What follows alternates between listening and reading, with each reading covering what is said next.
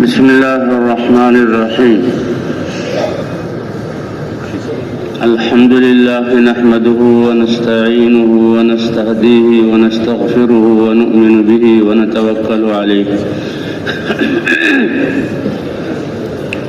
ونعوذ بالله من شرور أنفسنا ومن سيئات أعمالنا.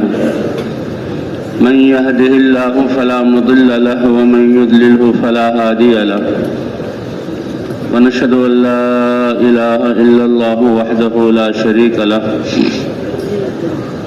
ونشهد أن سيدنا ومولانا محمدا عبده ورسوله صلى الله تعالى عليه وعلى آله وأصحابه وأمته وسلم تسليما كثيرا كثيرا. أما بعد فأعوذ بالله من الشيطان الرجيم. بسم الله الرحمن الرحيم. يا أيها الذين آمنوا اتقوا الله حق تقاته ولا تموتن إلا وأنتم مسلمون. واعتصموا بحبل الله جميعا ولا تفرقوا. واذكروا نعمة الله عليكم إذ كنتم أعداء فألف بين قلوبكم فأصبحتم بنعمته إخوانا وكنتم على شفا حفرة من النار فأنقذكم منها. كذلك يبين الله لكم آياته لعلكم تهتدون. وقال تعالى: يا أيها الذين آمنوا اتقوا الله وقولوا قولا سديدا يصلح لكم أعمالكم ويغفر لكم ذنوبكم ومن يطع الله ورسوله فقد فاز فوزا عظيما. صدق الله العظيم. وقال رسول الله صلى الله عليه وسلم: كل أمتي يدخلون الجنة إلا من أبى. قيل: ومن يأبى يا رسول الله؟ قال: من أطاعني دخل الجنة ومن عصاني فقد أبى. وقال رسول الله صلى الله عليه وسلم: من قال لا إله إلا الله مخلصا بقلبه دخل الجنة. وقال النبي صلى الله عليه وسلم: ألا فليبلغ الشاهد منكم الغائب، أو كما قال النبي صلی اللہ علیہ وسلم. میرے عزیز دوستوں اور بھائیوں، اللہ انسانوں کے بارے میں یہ فرماتے ہیں کہ اگر تم اللہ کی نعمتوں کو شمار کرو گے تو تمہاری زندگی، تمہارا علم، تمہاری صلاحیتیں اتنی بھی نہیں کہ اللہ کی نعمتوں کو شمار کر سکو.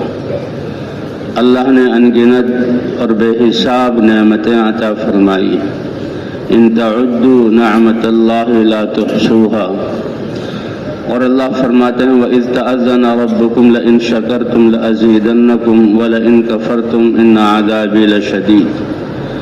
اگر تم میری نعمتوں پر میرا شکر ادا کرو گے تو میں نعمتیں بڑھا دوں گا، اور اگر منکر ہو جاؤ گے، ناشکری کرو گے تو پھر میرا عذاب بڑا سخت ہے. علماء فرماتے ہیں کہ شکر اس کے 3 درجے ہیں. سب سے پہلے دل میں احسان مندی، اور یہ ایمان بتلائے گا. جو اللہ کو پہچانے گا تو حقیقت یہی ہے کہ سب کچھ اللہ ہی کا دیا ہوا ہے. انسان کے پاؤں کے ناخن سے لے کر سر کے بال تک یہ سارے اعضاء اور جسم کی سلامتی اور صحت یہ کس نے عطا کی بھائی؟ اللہ نے عطا کی. اور انسان کے جسم کے سارے نظام کون چلا رہا ہے؟ اور ساری کائنات کو پیدا کر کے اللہ فرماتے ہیں سب کو میں نے تمہارے لیے مسخر کیا، تمہاری خدمت میں لگایا. هو الذی سخر لکم ما فی السماوات وما فی الارض جميعا. اب اللہ نے سب کچھ مسخر کیا تو کیا مطلب؟ اللہ کا تم کو پیدا کرنا بیکار تو نہیں ہے. افحسبتم انما خلقناکم عبثا. تم اپنے بیکار کاموں سے خود شرمندہ ہوتے ہو اور بیکار کاموں پر ملامت کرتے ہو. کہ اپنے رب کے بارے میں یہ گمان کر لیا کہ تمہیں بیکار پیدا کی؟ اتنی نعمتیں دی، وہ مرتبہ دیا، ساری کائنات کو مسخر کیا. ہم نے تمہیں بیکار پیدا نہیں کیا. ساری کائنات کے بارے میں کہ تمہارے لیے مسخر کیا، اور انسان کے بارے میں کہ تمہیں اللہ نے اپنی چاہت کو پورا کرنے کے لیے پیدا کیا. کتنی بڑی بات ہے. ایک اللہ کا امر تمہارے اندر ہے، روح، جس کی وجہ سے تم سارے جسم کے کارنامے انجام دے رہے ہو.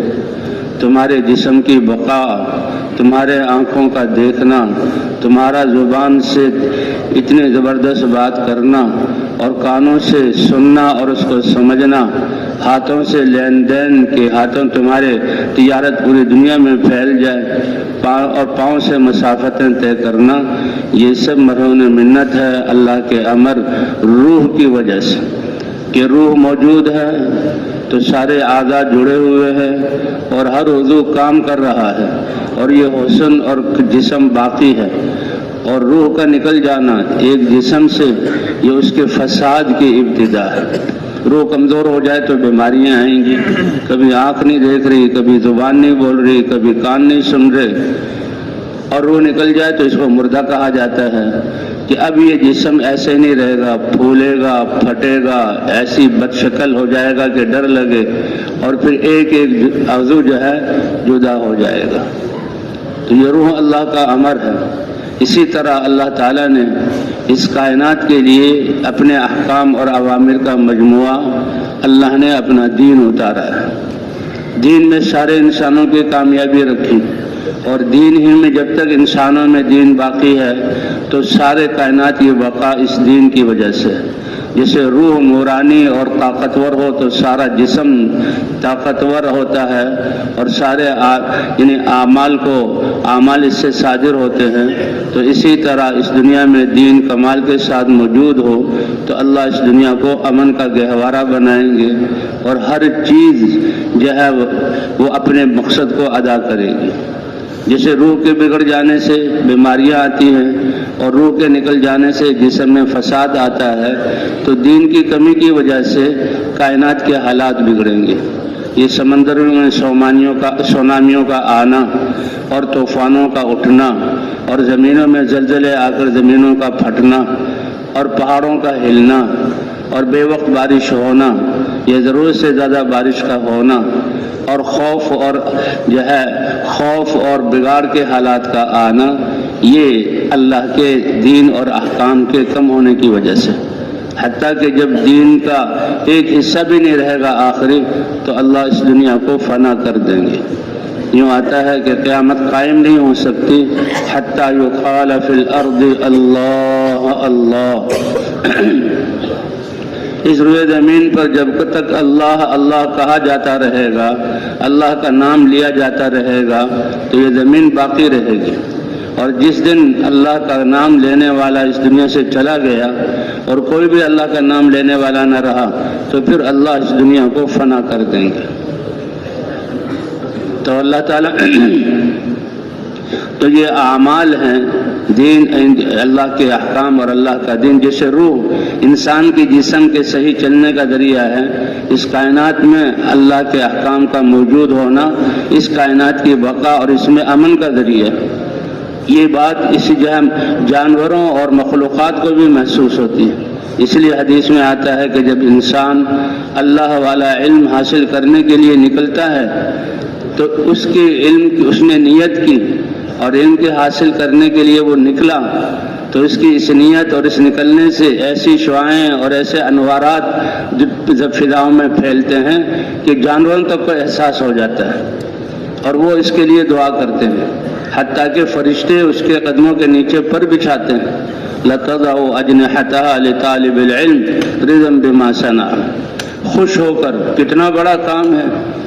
علم کون سا ہے کہ جس میں اللہ کی پہچان ہو، اور علم کیا ہے جس میں اللہ کی چاہتوں اور اللہ کے احکام کا جاننا ہو. جو علم آسمانوں سے اترا، انبیاء پر اترا، اور انبیاء نے اپنی قوموں کو تعلیم دی. انبیاء نے وہ علم، اور جس علم کے وجود میں آنے سے اللہ نے باطل والوں کو مٹایا، قوموں کو ختم کر دیا، اور ایمان والوں کو اللہ نے اس زمین کا وارث بنایا. اور اللہ کا وعدہ ہے ہمیشہ تک، سنت ہے یہ. وعد اللہ الذین آمنوا منکم وعملوا الصالحات لَيَسْتَخْلِفَنَّهُمْ فِي الْأَرْضِ كَمَا اسْتَخْلَفَ الَّذِينَ مِنْ قَبْلِهِمْ. کہ ایمان اور اعمال والے ان کے ساتھ اللہ کا وعدہ ہے کہ وہ اللہ اپنی خلافت عطا فرمائیں گے، کیونکہ ایمان اور اعمال صالحہ کیا مطلب کہ جو ایمان اور اعمال صالحہ والے ہوں گے وہ اللہ کو پہچانیں گے، اللہ کے حق کو پہچانیں گے، اور اللہ نے جو انسانوں کے بارے میں حقوق رکھے ہیں ان کو پہچانیں گے، اور ہر ایک کا حق وہ ادا کریں گے۔ یہ دین ادائیگی حقوق والا دین۔ اللہ نے مرحمت فرمایا، کہتے ہیں کہ جو رعایا کے حقوق ہیں وہ بادشاہ کا دین بنا دیا، اور بادشاہ کے جو حقوق ہیں وہ رعایا کا دین بنا دیا۔ میاں بیوی میں جو میاں کے حقوق ہیں وہ بیوی کا دین بنایا، اور جو بیوی کے حقوق ہیں وہ میاں کا دین بنایا۔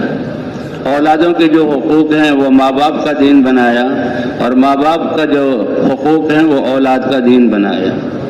اسی لیے اللہ تعالیٰ نے اس دین کو زندہ کرنے کے لیے حضرات انبیاء کرام کو ایک محنت دے کر بھیجا، اور حضرات انبیاء کرام کو علم دے کر بھیجا، اور حضرات انبیاء کرام کی بعثت کا باعث لوگوں کا بگڑ جانا اور ہلاکت کے قریب اپنے آپ کو پہنچا دینا۔ لیکن اللہ ارحم الراحمین ہے، اللہ رب العالمین ہے۔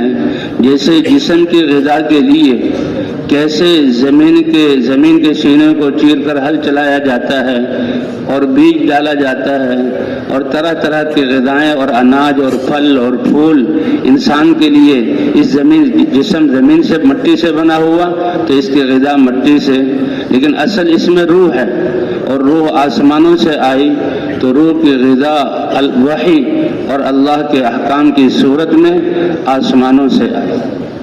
انسانوں میں سے بھی اللہ تعالیٰ برگزیدہ اور اللہ کے ہاں پسندیدہ حضرات انبیاء کرام کو اللہ چنتے ہیں کہ میرا پیغام انسانوں تک پہنچائیں گے، اور فرشتوں میں سے بھی اللہ چنتے ہیں، اور جبرائیل علیہ السلام کو چنا کہ جبرائیل علیہ السلام اللہ کا پیغام لے کر نبیوں کی طرف آتے تھے وحی لے کر، اور انبیاء پھر علم اپنی امت کو دیتے تھے۔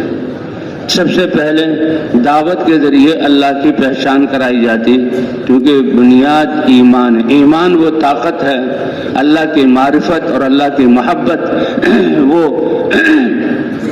قوت ہے کہ جس سے انسان اللہ کے احکام کو محبت کے ساتھ مانتا ہے۔ زبردستی نہیں ہے، زبردستی منوانا نہیں ہے۔ والذین آمنوا اشد حبا للہ، ایمان والے سب سے زیادہ اللہ سے محبت کرتے ہیں، اور ایمان والوں کے دلوں میں اللہ کی محبت سب چیزوں پر غالب آ جاتی ہے۔ محبت ہونی چاہیے، بچوں سے محبت ہے، گھر والوں سے محبت ہے، مسلمان بھائیوں سے محبت ہے۔ محبت کے کتنے فضائل ہیں کہ وجبت محبتی للمتحابین فیہ، جو اللہ کے لیے محبت ایک دوسرے سے کرتے ہیں اللہ فرماتے ہیں میں بھی اپنی محبت کو واجب کر دیتا ہوں۔ اور فرمایا کہ عرش کے سائے کے نیچے جبکہ سورج سواندے پر ہوگا، زمین تانبے کی ہوگی، لوگ اپنے پسینے میں ڈوبے ہوئے ہوں گے گناہوں کے بقدر، تو اس وقت اللہ 7 آدمیوں کو اپنے عرش کے نیچے جگہ عطا فرمائیں گے۔ اس میں سے 2 وہ لوگ ہوں گے کہ اللہ ہی کے لیے محبت کرتے ہوں، اللہ ہی کے لیے جمع ہوتے ہوں، اور اللہ ہی کے لیے جدا ہوتے ہوں۔ تو اس لیے سب سے بنیادی چیز ایمان ہے، اور ایمانی وہ طاقت ہے اللہ کے احکام پر چلنا، اس سے جو ہے آسان ہوتا ہے۔ تو اللہ تعالیٰ حضرات انبیاء کرام کو جو ہے بھیجتے تھے، جیسے زمین سے غلے اگتے ہیں آسمانوں سے اللہ کا دین اور اوامر، اور اللہ نے اللہ کے رسول نے ہمیں زمانے کی دوربین اور خوردبین دی ہے، اور بیان فرمایا ہے کہ زمانے کو دیکھ لو، یہ گواہی دے گا والعصر ان الانسان لفی خسر، کہ آدم علیہ السلام اور ان کے اولاد میں سب سے پہلے 2 بیٹے، ایک نے دوسرے کو قتل کیا، تو جس نے اللہ کے حکم پر جمع اور اپنی جان دے دی تو وہ کامیاب، اور جس نے اپنی خواہش کی بنا پر اللہ کے حکم کو توڑا تو وہ ناکام۔ سب سے پہلا قتل اس عورت کی وجہ سے آدم علیہ السلام کے ایک بیٹے سے ہوا، فرمایا سارے قیامت تک جو قتل ہوں گے سارے گناہ کا جو ہے وبال اس پر ہوگا. اسی لیے جو خیر کا ذریعہ بنے ساری خیروں جو ہے جتنی جب تک وہ نیکی چلتی رہے گی اس کو اجر ملے گا. اور خدا نہ خواستہ جو برائی کے آنے کا ذریعہ بن جائے تو جتنے لوگ اس برائی پر آئیں گے سب کو اس کے جو ہے سزا ملے گی اور سب کے برابر اس گناہ کے ابتدا کرنے والے کو. من سن سنتن حسنتن فلہ اجرھا واجر من عمل بھا. تو جتنے لوگ عمل کر رہے ہیں ان کا اجر اس کو جو ہے بتانے والے کو. ولا ينقص ذلك من اجورهم شيئا. لیکن ان کے اجور میں سے اور ثواب میں سے کمی کر کے اس کو نہیں دیا جائے گا. اللہ اپنے خزانوں سے ہر ایک کو اس کی نیکی اور نیک اعمال کا بدلہ عطا فرمائیں گے اور جو ذریعہ بنا ہے سب کے برابر اللہ تعالیٰ اس جو ہے پہلے بتانے والے کو اجر عطا فرمائیں گے. اس لیے کہتے ہیں یہ دعوت والا عمل یہ بہت بڑا عمل ہے. یا ایھا الذین آمنوا هل ادلکم علی تجارۃ تنجیکم من عذاب علیم.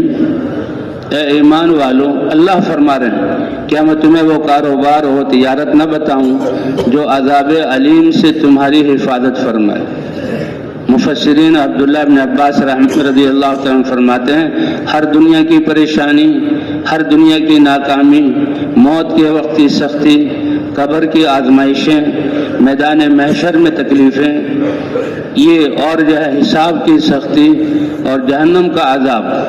تو یہ تجارت ایسی ہے ان تماموں سے اللہ کا وعدہ ہے تنجیکم من عذاب علیم، ان تمام تکلیفوں سے بچائے گی یہ تجارت. اور اس کی بنیاد تؤمنون باللہ، اللہ کی ذات پر ایمان اور یقین رکھو گے، اللہ کو پہچانو گے. وتجاہدون فی سبیل اللہ باموالکم وانفسکم، اور اپنی جان اور مال کو اللہ کے دین کو زندہ کرنے کے لیے اور اللہ کی رضا کے حاصل کرنے کے لیے اپنے جان اور مال کو لگاؤ گے. جی ذالکم خیر لکم ان کنتم تعلمون. اگر سمجھ بوجھ ہے، عقل والے ہو، علم والے ہو تو اللہ بتا رہے ہیں کہ یہ سب سے بہتر ہے تمہارے لیے، یہ سب سے بہتر ہے تمہارے لیے. تو اللہ دنیا اور آخرت کی مصیبتوں سے بچائیں گے. وَأُخْرَى تُحِبُّونَهَا نَصْرٌ مِّنَ اللَّهِ وَفَتْحٌ قَرِيبٌ. دنیا میں رہ رہے ہو، دنیا سے محبت تمہارے دلوں میں ہے لیکن غالب تو اللہ کی محبت ہے. دنیا کو پسند کرتے ہو، دنیا کی زندگی گزار رہے ہو. نصر من اللہ، اللہ کی مدد تمہارے ساتھ ہوگی اور جب بھی تمہارا دشمن تمہارے مقابلے میں آئے گا اللہ تمہیں فتح عطا فرمائیں گے. من عادى لي وليا فقد آذنته بالحرب. ایمان والے اور اپنے اعضاء کو اللہ کے حکم کے مطابق استعمال کرنے والے، تقوی سے اپنی زندگی کو پاکیزہ بنانے والے، یہ اللہ کے دوست ہیں، اللہ کے اولیاء ہیں. اللہ فرماتے ہیں جو میرے دوست کو تکلیف دے گا تو میرا اس کے ساتھ اعلان جنگ ہے. تو بھائی عزت اور محبت آسمانوں سے آتی ہے. یہ انسان دھوکے سے زمین پہ رہتا ہے، زمین کی چیزوں میں عزت سمجھتا ہے، حالانکہ یہ مخلوقات یہ تو خود ایک بے جان چیز ہیں اور مخلوقات کے جمع کرنے سے مسائل حل نہیں ہوتے، مسائل بڑھتے ہیں.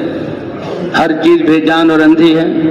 ایک گھر میں ایک اندھا ہو تو ایک مسئلہ ہے پورے گھر والوں کے لیے. اس کو نماز کے لیے کون لے جائے گا، اس کو فلاں جگہ کون لے جائے گا، اس کا فلاں یہ کھانا اس کے لیے کون تیار کرے گا. ایک اندھا ہو تو ایک مسئلہ، دو اندھے ہو تو دو، اور 9 اندھے ہوں تو 9 مسائل. تو یہ مخلوقات بھی اندھی اور بے جان ہے اور مخلوق ہے.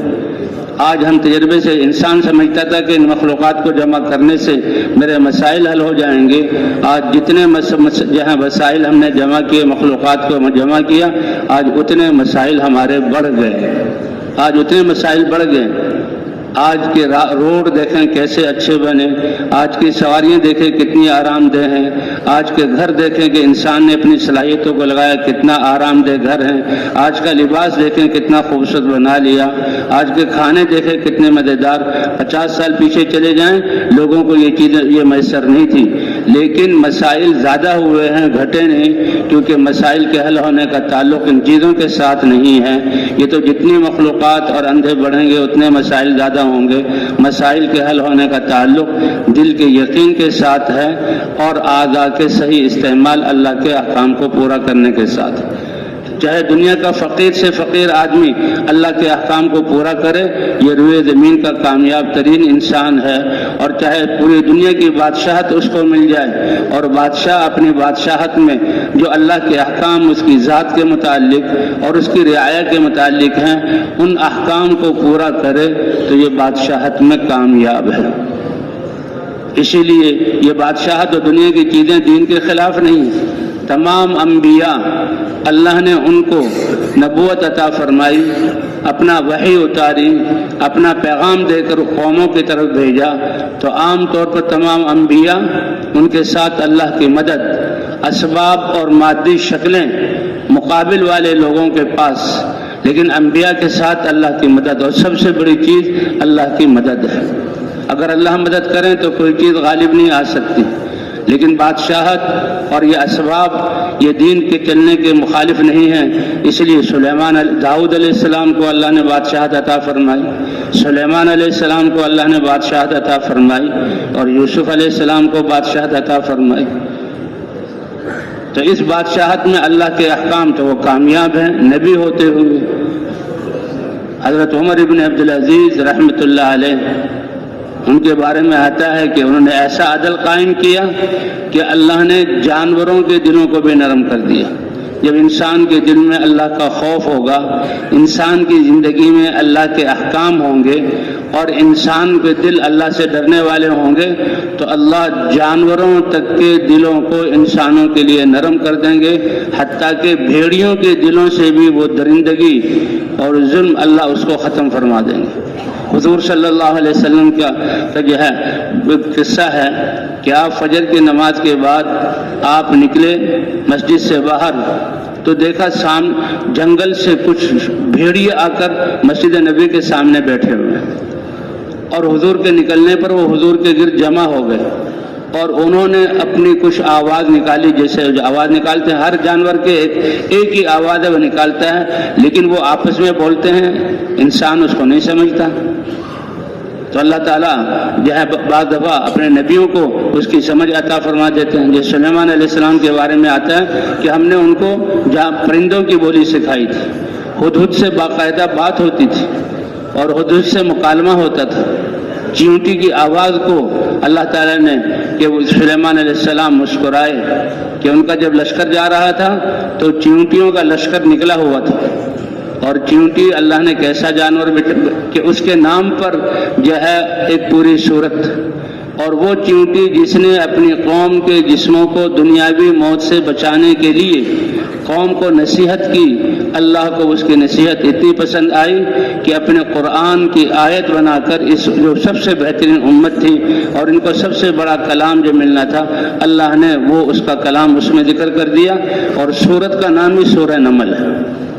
حالانکہ چیونٹی کیا چیز ہے، لیکن چیونٹی کو اللہ نے یہ کہنے میں تو بہت چھوٹی ہے، لیکن اللہ نے کیا صلاحیتیں دی ہیں، کیسے قوت شامہ اللہ نے اس کو دی ہے، اور کیسے یہ زمین کے اندر بلوں میں بستیاں آباد کرتے ہیں، اور کیسے یہ اپنے رزق کا انتظام کرتی ہے۔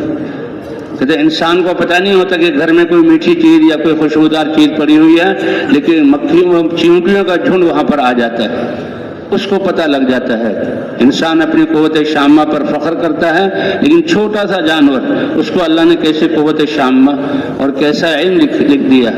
طبعیات میں لکھا ہے کہ یہ چیونٹی اپنے بلوں میں ان کی بستیاں ہوتی ہیں اندھیرے میں، اور وہاں پر یہ اپنے لیے اسٹاک کرتے ہیں خوراک کو، اور یہ انسانوں کے جو یعنی کھیتوں سے اور جو ہے انسانوں کے گھروں سے چاول اور جو ہے گندم اور ان بیجوں کو اور جو اس کو ملتا ہے مرا ہوا جانور جس کو کھانا ہے اس کو کھینچ کر لے جاتے ہیں، وہاں رکھتے ہیں۔ کہتے ہیں وہ گندم کو جب لے جاتی ہے، چاول کو لے جاتی ہے، کسی دال کو لے جاتی ہے، تو اس کو اللہ نے یہ علم دیا ہے کہ یہ گندم کا دانہ اگر میں نے زمین کی اندھیری میں رکھا تو یہ تو پھول جائے گا اور اس سے کونپل نکلے گی اور اس سے جڑ نکلے گی، میرے کھانے کا نہیں رہے گا، تو وہ گندم کے دانے کو 2 حصوں میں کاٹ دیتی ہے۔ گندم کے دانے کو کتنے حصوں میں کاٹتی ہے؟ 2 حصوں میں، اور پھر اس کی ایک گندم کا دانہ اس کے لیے اپنی 6 مہینے کی خوراک ہے، تو 2 حصوں میں کر دیتی ہے۔ طبعیات میں لکھا ہوا ہے کہ ایک دانہ ایسا ہے کہ اس کو 2 حصے کر کے جو ہے اگایا جائے تو بھی اس سے جو ہے پودا اگ جاتا ہے، تو وہ چیونٹی اس کے 4 حصے کرتی ہے تاکہ وہ پودا نہ بنے۔ تو یہ اللہ نے علم دیا۔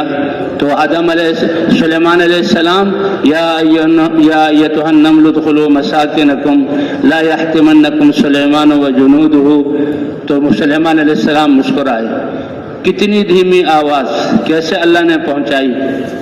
کہتے ہیں کہ اندھیری رات ہو اور کالے پہاڑ ہوں اور سیاہ جو ہے وہ ہوا آندھی چل رہی ہو اور ایک سیاہ چیونٹی اس پتھر پر چل رہی ہو، اللہ عرش پر ہوتے ہوئے اس کی جو ہے آہٹ کو سنتے ہیں اور اس کی لکیروں کو جانتے ہیں اور اس کے جسم کے اندر ہضم اور سارا زندگی کا نظام اللہ اپنی قدرت سے چلاتے ہیں۔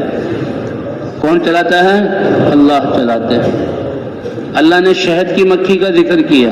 دیکھو شہد کی مکھی کتنا چھوٹا سا جسم ہے اور اس جسم میں سے اس کا معدہ، اور اس کے معدے میں ایک طرف وہ اپنی خوراک کھاتی ہے جو اللہ نے غذا رکھی ہے جس سے اس کی زندگی چلتی ہے، اس خوراک سے بیٹ بنتی ہے، ناپاک بنتی ہے، وہ بھی نکلتا ہے، اور اسی خوراک سے اے انسان اتنے چھوٹے سے جسم سے اس نے جو رسوں کا جو ہے پھولوں کا رس چوسا ہے، تمہارے لیے ایسا شہد تیار کرتی ہے کہ ایسا کوئی غذا تم میں سے کوئی تیار ہی نہیں کر سکتا۔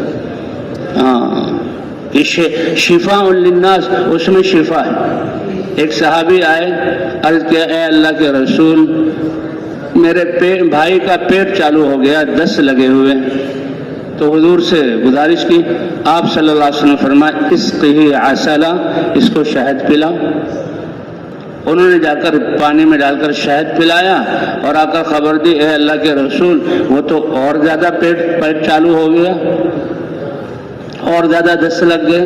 اللہ کے رسول نے فرمایا اللہ نے سچ کہا، اور تمہارے بھائی کے پیٹ سے جو ظاہر ہو رہا کہ دست اور زیادہ لگ گئے، تمہارے بھائی کا پیٹ جھوٹ ظاہر کر گیا۔ اس کو اور شہد پلاؤ۔ دوبارہ پلایا، کہا اے اللہ کے رسول اور زیادہ جو ہے وہ کیا کہتے ہیں دست لگ گئے۔ اللہ کے رسول نے فرمایا اللہ کا کلام سچ ہے اور تمہارے بھائی کا پیٹ جھوٹ ظاہر کر رہا ہے، یہ غلط بتا رہا ہے کہ دست اور لگ گئے۔ کہا اور شہد پلاؤ۔ جب اور پلایا تو اللہ نے شفا دے دی، اور وہ اللہ کی حکمت کے اس کے جسم میں وہ 10 لگے تھے، جتنا گندا مواد تھا اللہ نے نکال دیا، نکل گیا تو اللہ نے شفا دے دی۔ تو شفا دینے والی ذات کون سی ہے؟ اللہ کی ہے۔ تو یہ چیونٹی، اس لیے اللہ تعالیٰ نبیوں کو پرندوں کی بولی سکھا دیتے تھے۔ ہدہد سلیمان علیہ السلام اس سے بات کرتے ہیں، وہ قصہ جو لکھا ہے بلقیس کا۔ تو بہرحال حضور صلی اللہ علیہ وسلم جب وہ بھیڑیے بات کر رہے ہیں، حضور صلی اللہ علیہ وسلم نے صحابہ کو بلایا اور کہا دیکھو یہ جنگل میں جو بھیڑیے ہیں تمہاری بکریوں کو کھاتے ہیں، اللہ نے ایسا امن قائم کیا کہ ان کا دل ایسا نرم ہوا کہ یہ وفد بن کر تم سے صلح صفائی کے لیے آئے ہوئے ہیں۔ بھیڑیوں کا دل نرم ہو جانا یہ کس سے ہوگا؟ اللہ کے دین سے ہوگا، اللہ کے دین سے ہوگا۔ ساری کائنات انسان کے لیے، کیونکہ یہ انسان کا سرمایہ ہے۔ آج ہم دنیا کے بیجوں سے اور پولیس اور فوج کے لباس سے اور دنیا کے گریڈوں سے انسانوں کی قیمت لگاتے ہیں، یہ بڑا افسر ہے، یہ اس سے بڑا افسر ہے، یہ وزیر ہے، یہ وزیر اعظم ہے، یہ صدر ہے، اس کا تو کائنات کی نظر میں اس انسان کی قیمت اس کے دینی سرمایہ سے ہوتی ہے، اور دینی سرمایہ ہر وقت انسان کے ساتھ ہے۔ آپ کے دل میں جو ایمان اور اللہ سے تعلق اور محبت ہے، اس کا نور آپ کے ساتھ ہے اور کائنات کو اس کا شعور ہے۔ آپ نے جب سے نمازیں پڑھنے شروع کی، نمازوں کا نور اور سرمایہ آپ کے ساتھ ہے، کوئی اس کو لے نہیں سکتا، روک نہیں سکتا، کم نہیں کر سکتا، اور اس کو کائنات کو اس کا شعور ہے۔ آپ نے جو اللہ کا ذکر کیا ہوا ہے، اس کا نور، قرآن پاک کی تلاوت، یہ سب آپ کے ساتھ ہے، اور یہ جو ہے کائنات اس کو محسوس کرتی ہے۔ دنیا کے بنے ہوئے محلات اور محلات میں بڑے بڑے کمرے اور کمروں میں بڑے بڑے جو ہیں مشہریے اور ان پر پھولوں کی سیج اور نرم بسترے اور وہاں کے جو زینت کے اسباب، اس کو آپ اپنے ساتھ نہیں لے جا سکتے۔ سو گے تو ایک چارپائی پر، پہنو گے تو ایک جوڑا، اس سے زیادہ پہن ہی نہیں سکتا۔ لیکن جو ایمان اور اعمال ہیں یہ ہر وقت انسان کے ساتھ، اور اسی کے اعتبار سے یہ جو ہے کائنات اس کے ساتھ معاملہ کرتی ہے۔ تو محبت اوپر سے آتی ہے کہ جب انسان تقوی اختیار، اللہ بڑے مہربان ہے، انسان کے دل میں ایمان ہو اور انسان اللہ کے احکام کو پورا کرے تو اللہ اس کو اپنا محبوب بنا لیتے ہیں۔ آتے ہیں لا یزال عبدی یتقرب الی، کہ انسان اللہ کی عبادت کر کے اللہ کے قریب ہوتا رہتا ہے، اللہ اس کو اپنا محبوب بنا لیتے ہیں۔ اور یہ ہے کہ میں اس کا کان بن جاتا ہوں، اس کی زبان بن جاتا ہوں، اس کی آنکھ بن جاتا ہوں۔ کیا مطلب؟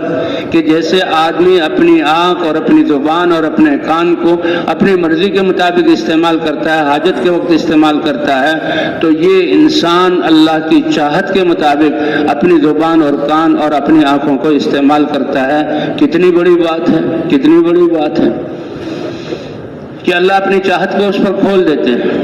فرمایا انسان جب اللہ کے قریب ہوتا ہے اللہ اس کو اپنا محبوب، اللہ ایسے قدردان ہیں، یہ انسان ایمان اور اعمال سے جب اللہ کو خوش کرتا ہے، اسی لیے ہے حدیثوں میں اے انسان تو نے مجھے پا لیا اور مجھے راضی کر لیا تو ساری کائنات کو تو نے پا لیا، کیونکہ ساری کائنات کو میں تمہارے فائدے میں استعمال کروں گا، ساری کائنات تمہارے ساتھ ایمان اور اعمال کے نور اور سرمایہ کو دیکھ کر تمہارے تابع ہوگی، اور جیسے کہ ہوا انبیاء کے ساتھ اور جیسے کہ ہوا صحابہ کرام کے ساتھ۔ تو انسان تو اللہ تعالیٰ اس سے محبت کرتے ہیں، اور حدیثوں میں آتا ہے جبرائیل علیہ السلام کو اللہ بلاتے ہیں، فرشتوں میں سب سے بڑے فرشتے کہ جن کو اللہ نے وحی کے لیے چھانٹا، جیسے انسانوں میں سب سے اعلیٰ انبیاء کرام ہیں، اللہ نے اپنا پیغام دینے کے لیے قوموں تک دعوت کے لیے ان کو چھانٹا اور بھیجا، تو اسی طرح فرشتوں میں سے اللہ نے جبرائیل علیہ السلام کو، اے جبرائیل فلاں میرا بندہ، میں اس سے محبت کرتا ہوں، تم بھی اس سے محبت کرو۔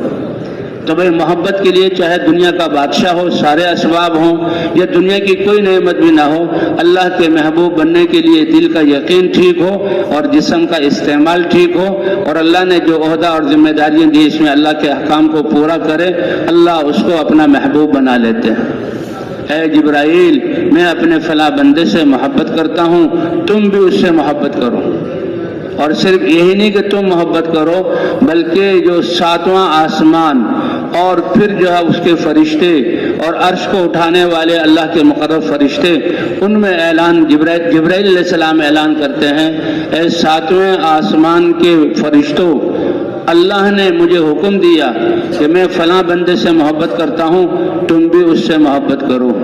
یہ انسان دنیا میں اس کو کوئی جان نہیں رہا، اور آسمانوں میں اس کے نام کا اور جہاں ڈنکا بج رہا ہے، اور اللہ کی طرف سے جبرائیل علیہ السلام کا حکم ہو رہا ہے، اور جبرائیل علیہ السلام ساتویں آسمان کے فرشتوں میں اعلان کر رہے ہیں، پھر چھٹے آسمان کے فرشتوں میں یہ اعلان، پھر پانچویں آسمانوں کے فرشتوں میں یہ اعلان، پھر یہ جو ہے حتیٰ کہ آسمان دنیا کے فرشتوں میں اعلان، اور پھر ساری کائنات کے مخلوقات میں کائنات کو یہ حکم دیا جاتا ہے کہ اللہ اپنے فلاں بندے سے محبت کرتے ہیں، تم بھی اس سے محبت کرو۔ لیکن آج انسان دنیا کی جھوٹی محبت اور دنیا کی جھوٹی عزت اور دنیا کی جھوٹی جو ہے عہدے، اس کے دھوکے میں آ کر کتنی بڑی صلاحیت اور اپنی کمائی کو انسان ضائع کر رہا ہے۔ اس لیے فرمایا اے لوگو یہ دنیا تمہیں دھوکے میں نہ ڈال دے، ولا یغرنکم باللہ الغرور، اور یہ شیطان تمہیں دھوکے میں نہ ڈال دے۔ یہ پھر وہ انسان پھر وہ اللہ کا محبوب بن جاتا ہے، ساری چیزوں میں اس کی محبت ڈال دی جاتی ہے۔ تو اس لیے اللہ تعالیٰ نے حالات کا بننا یہ انسان کے اعمال کے ساتھ جوڑا ہے، اور کامیابی اللہ نے اعمال میں رکھی ہے۔ اس لیے فرمایا ان اللہ لا ينظر الى صورکم ولا الى اموالکم ولکن ينظر الى قلوبکم واعمالکم، اللہ تمہاری شکلوں صورتوں کو نہیں دیکھتے، اور اللہ تمہارے ان مالوں اور عہدوں کو نہیں دیکھتے، لیکن اللہ تمہارے دلوں کو اور تمہارے جسم سے نکلنے والے اعمال کو دیکھتے ہیں۔ اللہ تمہارے جسم سے نکلنے والے اعمال کو دیکھتے ہیں۔ ان اعمال سے اللہ آخرت بھی بناتے ہیں اور اللہ دنیا بھی بناتے ہیں۔ پہلے آخرت بنتی ہے، جس کی آخرت ٹھیک ہو جائے تو اس کا اثر اور پرتو دنیا میں پڑتا ہے کہ اللہ تعالیٰ دنیا میں کامیابی عطا فرما دیتے ہیں۔ اللہ اپنی قدرت سے ان کے کام بناتے ہیں، ساری کائنات کو ان کی خدمت میں لگا دیتے ہیں، اور پھر یہ کائنات اس سرمایہ کی وجہ سے پہچانتی ہے۔ اسی لیے آتا ہے کہ جب نیک انسان کو قبر میں رکھا جاتا ہے اور اس کے عزیز اور رشتہ دار اپنے ہی دفن کر کے چلے جاتے ہیں، وہ قبر کہتی ہے کہ مجھ پر سے جتنے انسان گزرتے تھے سب سے زیادہ تم پسند تھے، کہ تمہارے ایمان اور اعمال اور اللہ کی اطاعت، زہد اور تقوی یہ نظر آتا تھا، اس لیے میں تم سے محبت کرتی تھی۔ آج تم میرے حوالے ہوئے ہو تو آج میرا معاملہ بھی دیکھو گے۔ وہ قبر وسیع ہو جاتی ہے، وہ قبر وسیع ہو جاتی ہے۔ اسے کہتے ہیں قبر میں جب رکھا جاتا ہے تو 3 سوال سب سے ابھی وہ اپنے دفن کرنے والوں کی قدموں کی آہٹ کو سن رہا ہوتا ہے، اور وہ مر ربک، تمہارا رب کون ہے، وما دینک، تمہارے زندگی گزارنے کا طریقہ کیا ہے، اور ومن نبیک، اور تمہارا نبی کون ہے۔ یہ تینوں سوال اللہ تعالیٰ نے ہمیں قرآن اور حدیث میں بتا دیے، اور قیامت میں جو 4 سوال ہوں گے وہ بتا دیے۔ ان سوالوں کی تیاری کے لیے اللہ نے زندگی کا موقع دیا ہے۔ تو جب ایمان اور اعمال کی محنت ہوتی ہے، سرمایہ بنتا ہے، تو پھر اللہ یعنی بھیڑیوں تک کے دلوں کو نرم کر دیتے ہیں۔ تو اللہ کے رسول کیا فرما رہے ہیں کہ یہ جو ہے وفد آیا ہے اور بھیڑیوں نے بھیجا ہے، اور کیا کہہ رہا ہے، وہ نے آواز نکالی، حضور سمجھے، صحابہ نہیں سمجھ سکے۔ حضور نے فرمایا یہ کہہ رہے ہیں کہ ہم جنگل کے بھیڑیوں کی طرف سے وفد بن کر آپ کی خدمت میں حاضر ہوئے ہیں، اور وہ بھیڑیے کہہ رہے ہیں کہ آپ کے صحابہ کے ایمان اور اعمال کی وجہ سے اتنا کہ اللہ کو راضی کر لیا، اب جب اللہ راضی ہو گئے تو ہم ان کو کیسے نقصان پہنچا سکتے ہیں، ہم ان کی بکریوں پر حملہ نہیں کر سکتے کہ ان کی بکریوں پر حملہ کر کے ہم جو ہیں ان کو پریشان کریں، اب بھیڑیے جیسا ہم نہیں کر سکتے۔ ہم یہ اس لیے آئے ہیں کہ اے صحابہ تم خود ہی اپنی بکریوں میں سے کچھ حصہ ان کا مقرر کر دو، اور جو بکری چھوڑ دو گے اسی کو کھائیں گے، کیونکہ ان کی غذا گھاس نہیں ہے، ان کی غذا اور کوئی دنیا کے غلے نہیں ہیں، ان کی غذا اللہ نے بکریوں کا گوشت بنایا ہے، اس لیے وہ اسی پر ہم جائیں۔ لیکن صحابہ کرام رضوان اللہ علیہم اجمعین یہ بکریوں سے بہت بکری ایک ایسا جانور ہے، ایسا مسکین کہ اللہ نے نبیوں سے بکریاں چروائی۔ حضرت موسیٰ علیہ السلام نے کتنے سال بکری چرائی تھی بھائی؟ 10 سال بکریاں چرائی تھی، اور حضور صلی اللہ علیہ وسلم بچپن میں سرداروں میں سے کسی سردار کی بکریاں مزدوری پر چراتے تھے، اور آپ صلی اللہ علیہ وسلم کے گھر میں آخر تک یہ بکریاں آپ کے گھر میں رہی۔ وہ قصہ آتا ہے نا، جہجہ ایک پہلوان تھے، وہ آئے مدینہ منورہ میں، وفود آتے تھے، جب سنا کہ حضور صلی اللہ علیہ وسلم اور اللہ کا دین اور صحابہ کی زندگی، تو وفود مدینہ میں آتے تھے، اور حضور صلی اللہ علیہ وسلم سے ملنے کے لیے، حالات معلوم کرنے کے لیے۔ تو ان وفود میں مرد بھی ہوتے تھے، عورتیں بھی ہوتی تھیں۔ حضور صلی اللہ علیہ وسلم مردوں کو مسجدوں میں ٹھہراتے تھے، عورتوں کو گھروں میں۔ ہر گھر میں وہ اعمال تھے جو مسجد نبوی میں تھے۔ اللہ آج ہمارے شہروں اور گھروں کو بھی ایسا بنا دے۔ اور جو مہمان ہوتے تھے پھر حضور صلی اللہ علیہ وسلم رات کو تقسیم کرتے، صحابہ ان کو اپنے گھر لے جاتے اور ان کو کھانا کھلاتے۔ تو ایک جہجہ، یہ بڑے جسم کے تھے پہلوان، ان کو کوئی لے نہیں گیا کہ یہ تو بہت زیادہ کھانے والا ہوگا، ہمارے گھر میں تو بہت تھوڑا سا ہوتا ہے، تو نہ اس کا پیٹ بھرے گا نہ بچوں کے لیے کچھ بچے گا۔ قربان جائیں حضرت محمد صلی اللہ علیہ وسلم پر کہ ان کو آپ صلی اللہ علیہ وسلم اپنے ساتھ لے گئے، اور جس گھر میں آپ کی باری تھی، اب وہ چند بکریاں تھیں، ان کا دودھ حضور کے لیے رکھا ہوا تھا۔ یہ نہیں کہ یہ ناشتہ الگ ہوتا ہو، دوپہر کا کھانا الگ پکتا ہو، اور رات کو جہاں پھر الگ جہاں رات کا کھانا تیار ہو رہا ہے، جیسے کہ پیدا ہی کھانے کے لیے کیا۔ تو وہ دودھ تھا جو حضور کے لیے رکھا ہوا تھا، بس یہ دودھ مل گیا، یہ پوری غذا تھی ان حضرات کی۔ کھجور اور پانی مل گیا، یہ پوری غذا تھی۔ آج ہم نے اپنے آپ کو کتنی مصیبتوں میں ڈالا ہوا ہے، اور اس کو بیماریوں کی صورتوں میں پھر اس کو بھگت رہے ہیں، اور پھر ہسپتالوں اور ڈاکٹروں کو فیسیں دے کر اپنی کمائی کو وہاں لگا رہے ہیں۔ جو کمائی ہماری اللہ کے دین کے لیے، دعوت کے لیے، انسانیت کی بھلائی کے لیے لگنی تھی، اپنی ذات پر خرچ ہو رہی، بیماریوں پر خرچ ہو رہی۔ کہتے پہلے کہتے تھے کہ اللہ کا شکر ہے، اب جس سے پوچھو کیا ہے کہ یہ شوگر ہے، اللہ نے کیسے جی ہے؟ تو اس لیے تو وہ اب جب گئے تو حضور اپنے گھر لے گئے، وہ دودھ تھا وہ دے دیا کہ کچھ یہ پی لے گا کچھ حضور پی لیں گے، تو جو اب اس کے سامنے کیا تو اس نے تو سارا ہی دودھ پی لیا اور کچھ بھی نہیں چھوڑا، اور پھر بھی شاید ان کا پیٹ نہ بھرا ہو، اور اللہ کے رسول اور ام المؤمنین یہ دونوں حضرات بھوک سے رہے۔ اللہ اکبر۔ ایک صحابی، اور لیکن یہ کتنا بڑا عمل ہے، یہ اللہ پہ اس پر کتنا فخر فرماتے ہیں۔ ابو طلحہ رضی اللہ تعالیٰ صحابی ہیں کہ وہ ایک مہمان کو لے گئے گھر پہ، کہا بھئی اللہ کے رسول کا مہمان ہے، بیوی نے کہا معلوم تو کر لیتے مہمان کے لیے کچھ کھانے کی چیز گھر میں ہے بھی کہ نہیں، نہ تمہارے لیے کھانے کی چیز ہے نہ میرے لیے، اور اس پر کوئی شکایت نہیں۔ اللہ کا شکر کہ 2 دن کی بھوک 3 دن کی بھوک برداشت کرنا ان کے لیے معمولی بات تھی، اور مجال ہے کسی سے تذکرہ کریں۔ خاموش صبر اللہ کے لیے کہ ہم دین کی محنت میں لگے ہوئے ہیں، بھوک آئی ہے، اللہ کا امر ہے، اللہ چاہیں گے تو کھانا دے دیں گے اور بھوک کو دور کر دیں گے، ورنہ ہم اللہ کے حکم میں لگے رہیں گے۔ یہاں تک بھوک کی نوبت آتی تھی کہ حضور کے پیچھے فجر کی نماز میں صحابہ کھڑے ہوئے ہیں اور بھوک کی وجہ سے اپنے قدموں پر کھڑے نہیں ہو سکتے، ایک صحابی تھوڑا سا سہارا دوسرے پر لیتا ہے اور دوسرا اپنے تیسرے پر دائیں طرف والے پر لیتا ہے اور تیسرا چوتھے پر، اور وہ سہارا برداشت نہیں کر سکتا۔ حضور نماز پڑھا رہے ہیں اور پیچھے صف گر رہی ہے صحابہ کی بھوک کی وجہ سے، لیکن کوئی شور شرابہ نہیں اور کوئی پھر اسکیم نہیں کہ بھائی تم کماتے کیوں نہیں، کھاتے کیوں، بھوکے کیوں آ گئے۔ اللہ کے رسول کو پتہ ہے کہ میرے صحابہ کی یہ بھوک میری امت کے ارب انسانوں کی قیامت کی بھوک سے بچنے کا ذریعہ بنے گا، اس لیے حضور صحابہ کو اور قربانی کی ترغیب دیتے تھے کہ جی دعا کر دیجئے بس رزق میں وسعت ہو جائے، ہمارے پیٹ بھر جائے، اور سارے ہم تو اللہ سے بھی اپنی غرضیں ہی مانگتے ہیں۔ اے اللہ آپ نے ہمیں انسان بنایا، اپنے دین پر چلنے کی توفیق عطا فرما اور اپنی رضا پر ہمیں سب کچھ لگانے والا بنا دے۔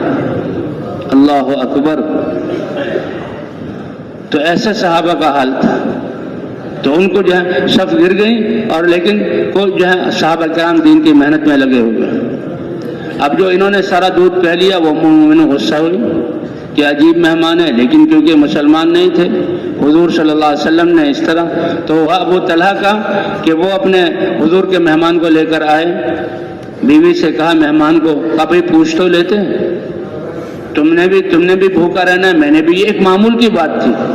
آج کون سا گھر ہے کہ جس میں ناشتہ نہ ہوتا ہو، دوپہر کا کھانا نہ ہوتا ہو، رات کا کھانا نہ ہوتا ہو، چولہا نہ جلتا ہو؟ کون سا ایسا گھر ہے؟ آج تو اللہ نے اتنی نعمتیں، اور کہا جائے تو سچ بات ہے آج کل کے درمیانے درجے کے انسان کی زندگی میں آسانیاں پچھلے زمانے کے روم اور فارس، ہرقل اور کسرا اور نجاشی، یہ ان کے اور فرعون جو ہے مصر کے بادشاہوں، ان کی آسائشوں سے آج زیادہ آسائشیں اللہ نے ہمیں ایک درمیانے مسلح انسان کی زندگی میں زیادہ آسائشیں دی گئی ہیں۔ کیا ان کے گھروں میں ایک بٹن دبانے سے گھر روشن ہو جاتے تھے؟ کیا ان کے گھروں میں ٹوٹی کھولنے سے پانی آتا تھا؟ کیا دائیں طرف کرنے سے ٹھنڈا پانی اور بائیں طرف ٹھنڈا کرنے سے جو ہے وہ گرم پانی آتا تھا؟ کیا ان کی بادشاہوں کی زندگی ایسی نہیں تھی جیسے اللہ نے آج ہمارے عام انسانوں کی زندگی؟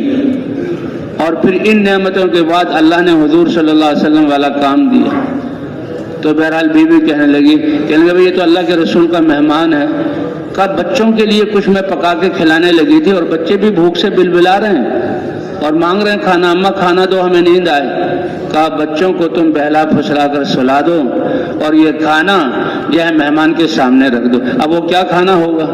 وہ کون سے پراٹھے ہوں گے اور وہ کون سی چپاتیاں ہوں گی اور وہ کون سا گوشت پکا ہوا ہوگا، روٹی کے ٹکڑے اور جو ہے کہ دودھ یا کوئی بھی جو ہے سرکہ مل جائے، یہ بھی بہت بہترین سالن ہے۔ نعم الادام الخل، ایک سرکہ، یہ بھی پورا سالن شمار ہوتا تھا کہ حضرت عمر رضی اللہ تعالیٰ عنہ اپنے بیٹے کے گھر تشریف لائے، بیٹا کھانا کھا رہا تھا، حضرت عمر سے ابا جان آپ بھی کھانا کھائیے، تو ان کو بھی بھوک لگی ہوئی تھی، کھانا کھانے کے لیے روٹی لی اور سالن دیکھا تو ہاتھ رک گیا۔ ابا جان آپ کھا نہیں رہے کہ بیٹا ایک برتن میں تم نے 2 سالن جمع کیے ہوئے ہیں۔ سالن کیا ہوتا ہے کہ جہاں روٹی کو گیلا کر لو تاکہ روٹی حلق سے نیچے اتر جائے۔ ہم نے تو عیاشیاں اور مزوں کے لیے، سالن بھی مزوں کے لیے اور روٹی کی، یہ چپاتی ہے، یہ پراٹھا ہے، یہ روغنی نان ہے، یہ تلوں والا۔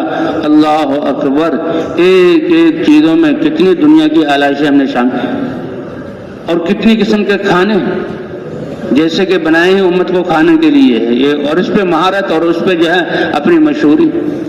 تو صحابہ کرام اللہ تعالیٰ ان کی اتباع کی توفیق عطا فرما دے۔ تو وہ کھانا بھائی مہمان کے سامنے رکھ دو اور بچوں کو سلا دو۔ اب مہمان کے سامنے وہ ٹکڑے یا کھجور جو بھی تھا، اور پھر مہمان بھی ایسا خوددار ہوتے تھے اور ایسے مروت والے کہ میزبان کھائے گا تو کھائیں گے۔ اب وہ تو مہمان کا پیٹ بھی نہیں بھرے گا، اب میزبان اس کو لے لے تو پھر تو دونوں بھوکے ہوں گے۔ تو بیوی سے کیا کہا کہ تم چراغ کے قریب آ کر اس کو ٹھیک کرنے کی جو ہے کس سے اس کو بڑھا دینا، یہ بجھا دینا، اندھیرا ہو جائے گا اور میں منہ کو حرکت دوں گا جیسے میں کھا رہا ہوں۔ اور وہ مہمان اب تھوڑا سا کھانا اور وہ پیش کیا، لیکن یہ کام کتنا اونچا تھا کہ اللہ نے اپنے نبی پر وہی جبرائیل علیہ السلام کو بھیجا اور نبی کو بتا دیا۔ اور جب وہ مہمان کو لے کر آئے، حضور صلی اللہ علیہ وسلم مسکرا رہے تھے اور فرما رہے تھے، اے ابو طلحہ تم نے جو مہمان کے ساتھ معاملہ کیا، بچوں کو بھوکا رکھا، خود بھوکا رہے اور تھوڑا سا کھانا پیش کر دیا، تو اللہ کو تمہارا یہ عمل پسند آ گیا۔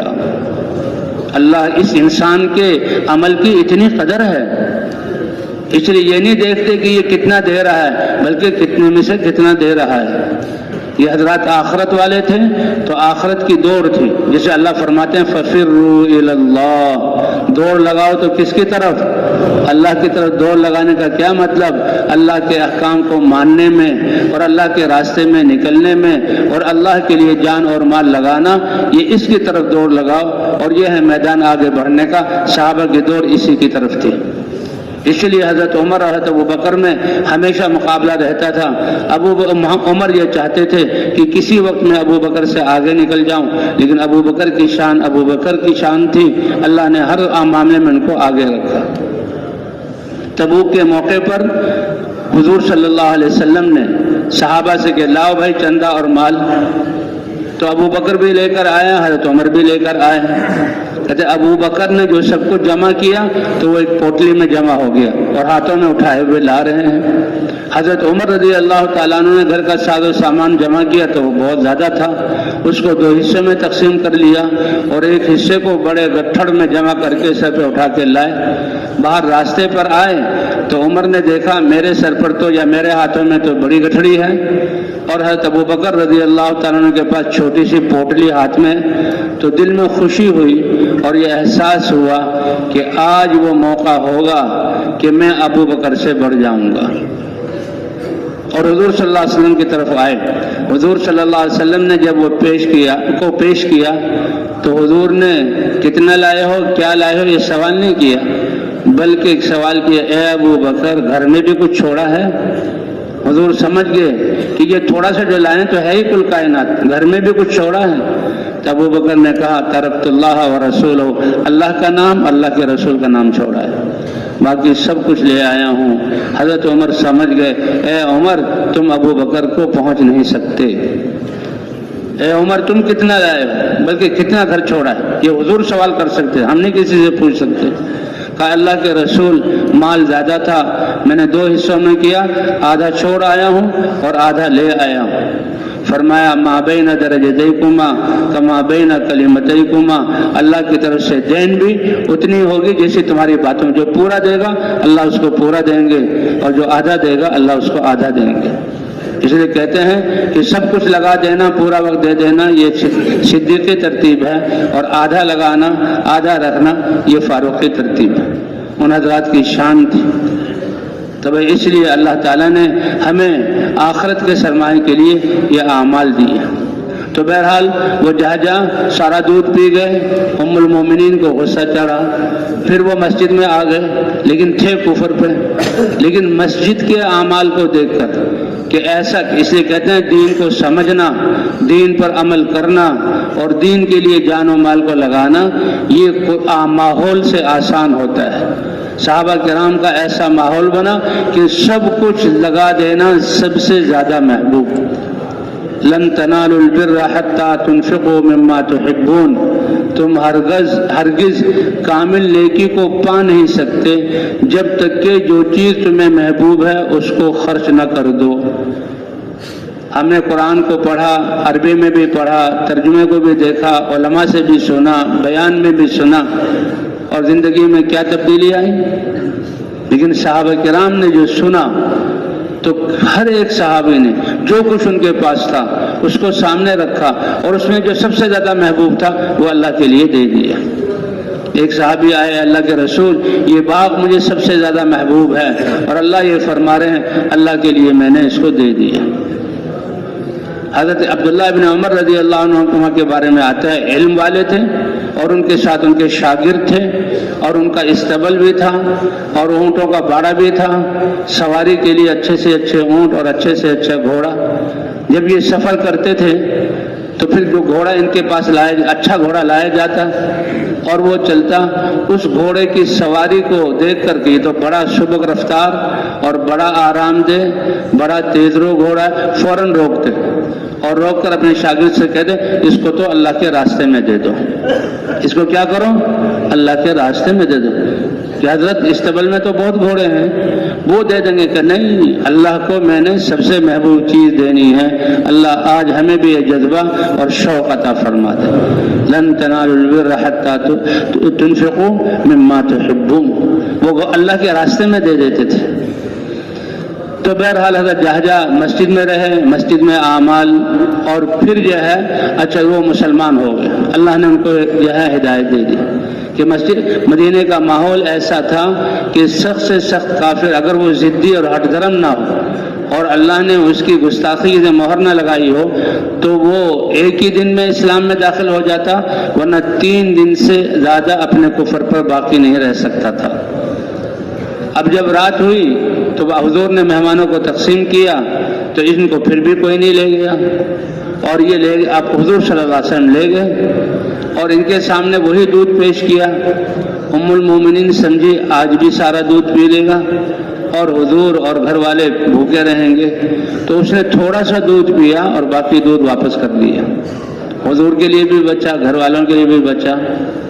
تو جو ام المومنین تھی وہ بڑی حیران ہوئی، یا رسول اللہ یہ وہی آدمی ہے جو کل تھا کہ ہاں اس نے کل تو سارا دودھ پی لیا تھا، اور یہ نہیں کہ وہ مسجد نبی میں دسترخوان لگے ہوں کھانا کھایا ہو، یہی ان کا کھانا تھا۔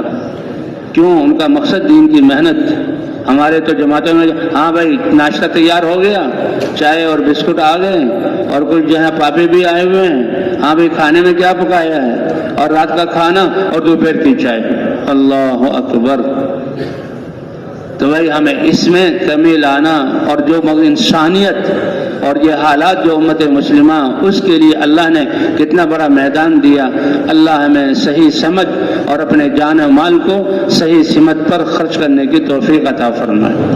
انبیاء کی محنت، انسانوں کو جو اللہ نے صلاحیتیں دی ہیں ان صلاحیتوں کا میدان مہیا کرنا۔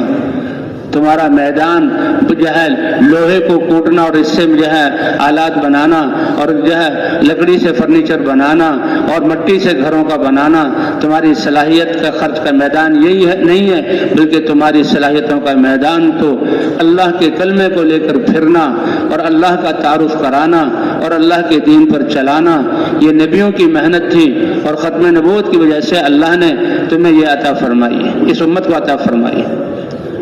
تو تھوڑا سا دودھ پیا اور واپس، تو بہت حیران ہو گئی کہ اللہ کے رسول یہ کیا ہوا کہ مسلمان انسان کے جسم میں 7 آنتیں ہیں پیٹ میں، اور کافر برکت نام کی کوئی چیز نہیں، اللہ کا نام نہیں اس کی زندگی میں، کافر ہوتا ہے تو وہ 7 آنتوں کو بھرتا ہے، اس لیے بہت زیادہ کھاتا ہے، سارا دودھ پی لیا پھر بھی اس کی بھوک دور نہ ہوئی۔ آج یہ مسلمان ہو گیا ہے اور مسلمان کی زندگی میں اللہ ایسی برکت دیتے ہیں کہ ایک آنت میں بھی کھانا چلے جائے تو وہ کھانا اس کے لیے کافی ہو جاتا ہے، کھانا اس کے لیے کافی ہو جاتا ہے۔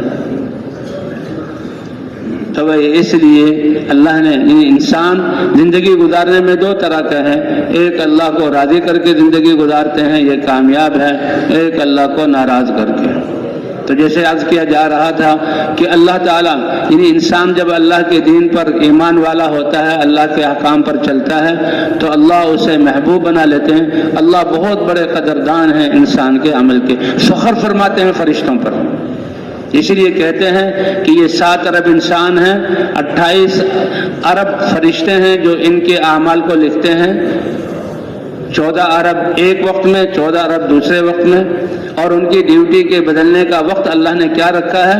2 نمازیں، فجر اور عصر کی نماز، کہ نمازوں کے وقت میں ان کی ڈیوٹی بدلتی ہے۔ اب فجر کی نماز ہم نے پڑھی تو جو عصر کی نماز میں فرشتے آئے تھے، فجر کی نماز میں آسمانوں پر چلے گئے اور نئے فرشتے ہمارے ساتھ آ گئے۔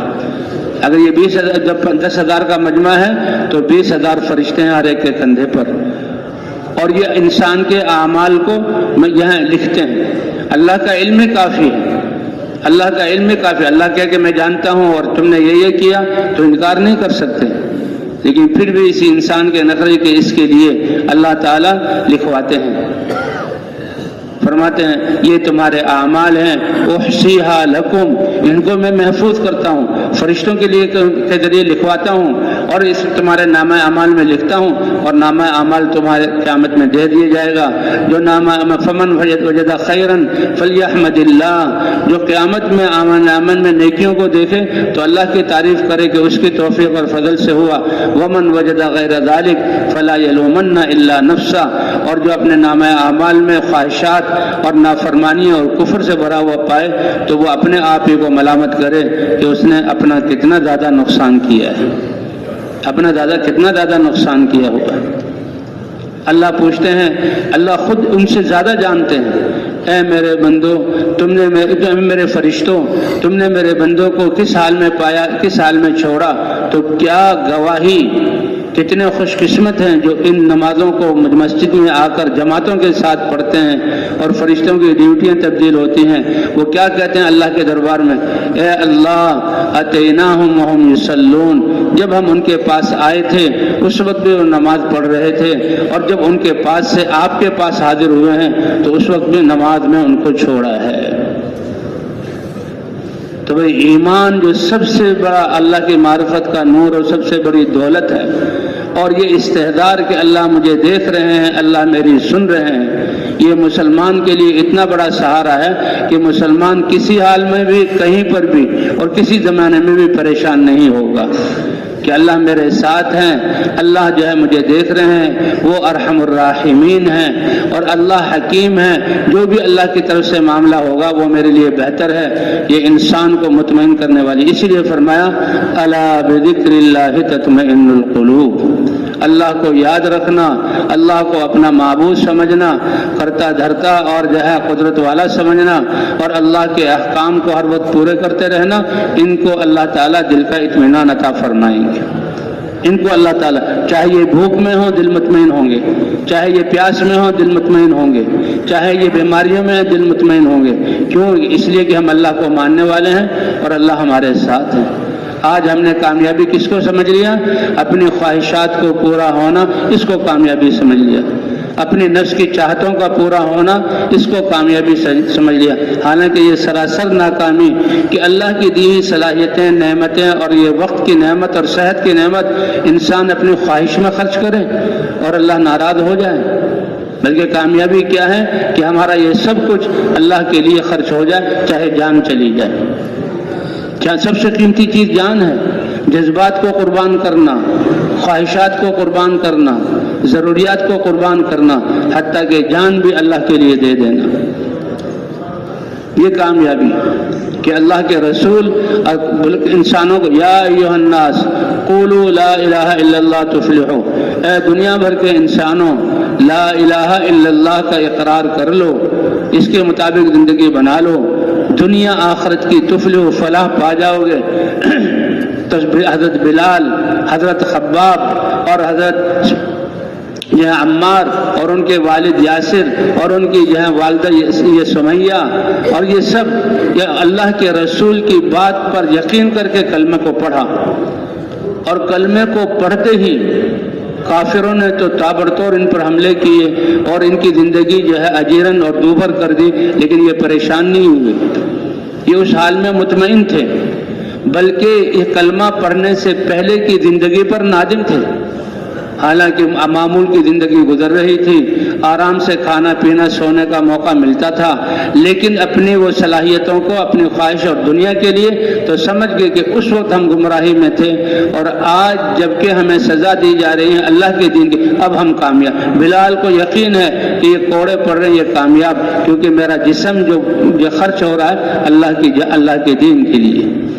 حضرت خباب جن کو آگ کے انگاروں پر ڈالا جا رہا ہے، جن پریشانی تو ہے، تکلیف تو ہے، لیکن وہ یہ نہیں کہہ رہے کہ میں ناکام ہوں، یا رسول اللہ یہ آپ نے کیسا وعدہ کیا، یہ تو زندگی دوبھر ہو گئی، نہیں، اب وہ خوش ہیں، ہم نے اپنے اللہ کو پہچانا اور ہم نے اللہ کے کلمے کو یہاں پر سے ایمان لائے اور اس کی دعوت دے رہے ہیں، اور ہمارا جسم اللہ کے دین کے لیے خرچ کیا جا رہا ہے، اس پر وہ خوش اور یقین کہ کامیابی ہے۔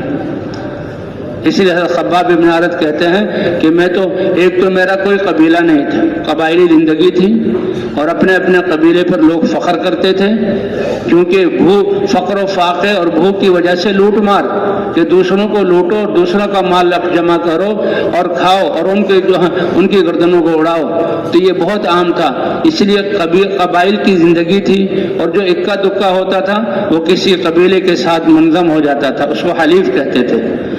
بس خباب ابن عرت کہتے ہیں کہ میرا کوئی قبیلہ تو بڑا تھا نہیں، میں تو کسی کے ساتھ ملا ہوا تھا، لیکن جب میں نے کلمہ پڑھا تو سب نے مجھے چھوڑ دیا، اور کلمہ پڑھ کے کلمہ چھپاتے نہیں تھے، بلکہ وہ کلمے کی دعوت دیتے تھے کہ اللہ کی معرفت کی وجہ سے اپنی پچھلی گمراہی کہ اتنے زیادہ گمراہ کہ انسان بتوں کو پوجے تو وہ اس کو برداشت نہیں کر سکتے تھے، اور ان لوگوں کو اس جاہلیت سے نکالنے کے لیے برملا وہ لا الہ الا اللہ کی دعوت دیتے تھے اور اس کا اعلان کرتے تھے۔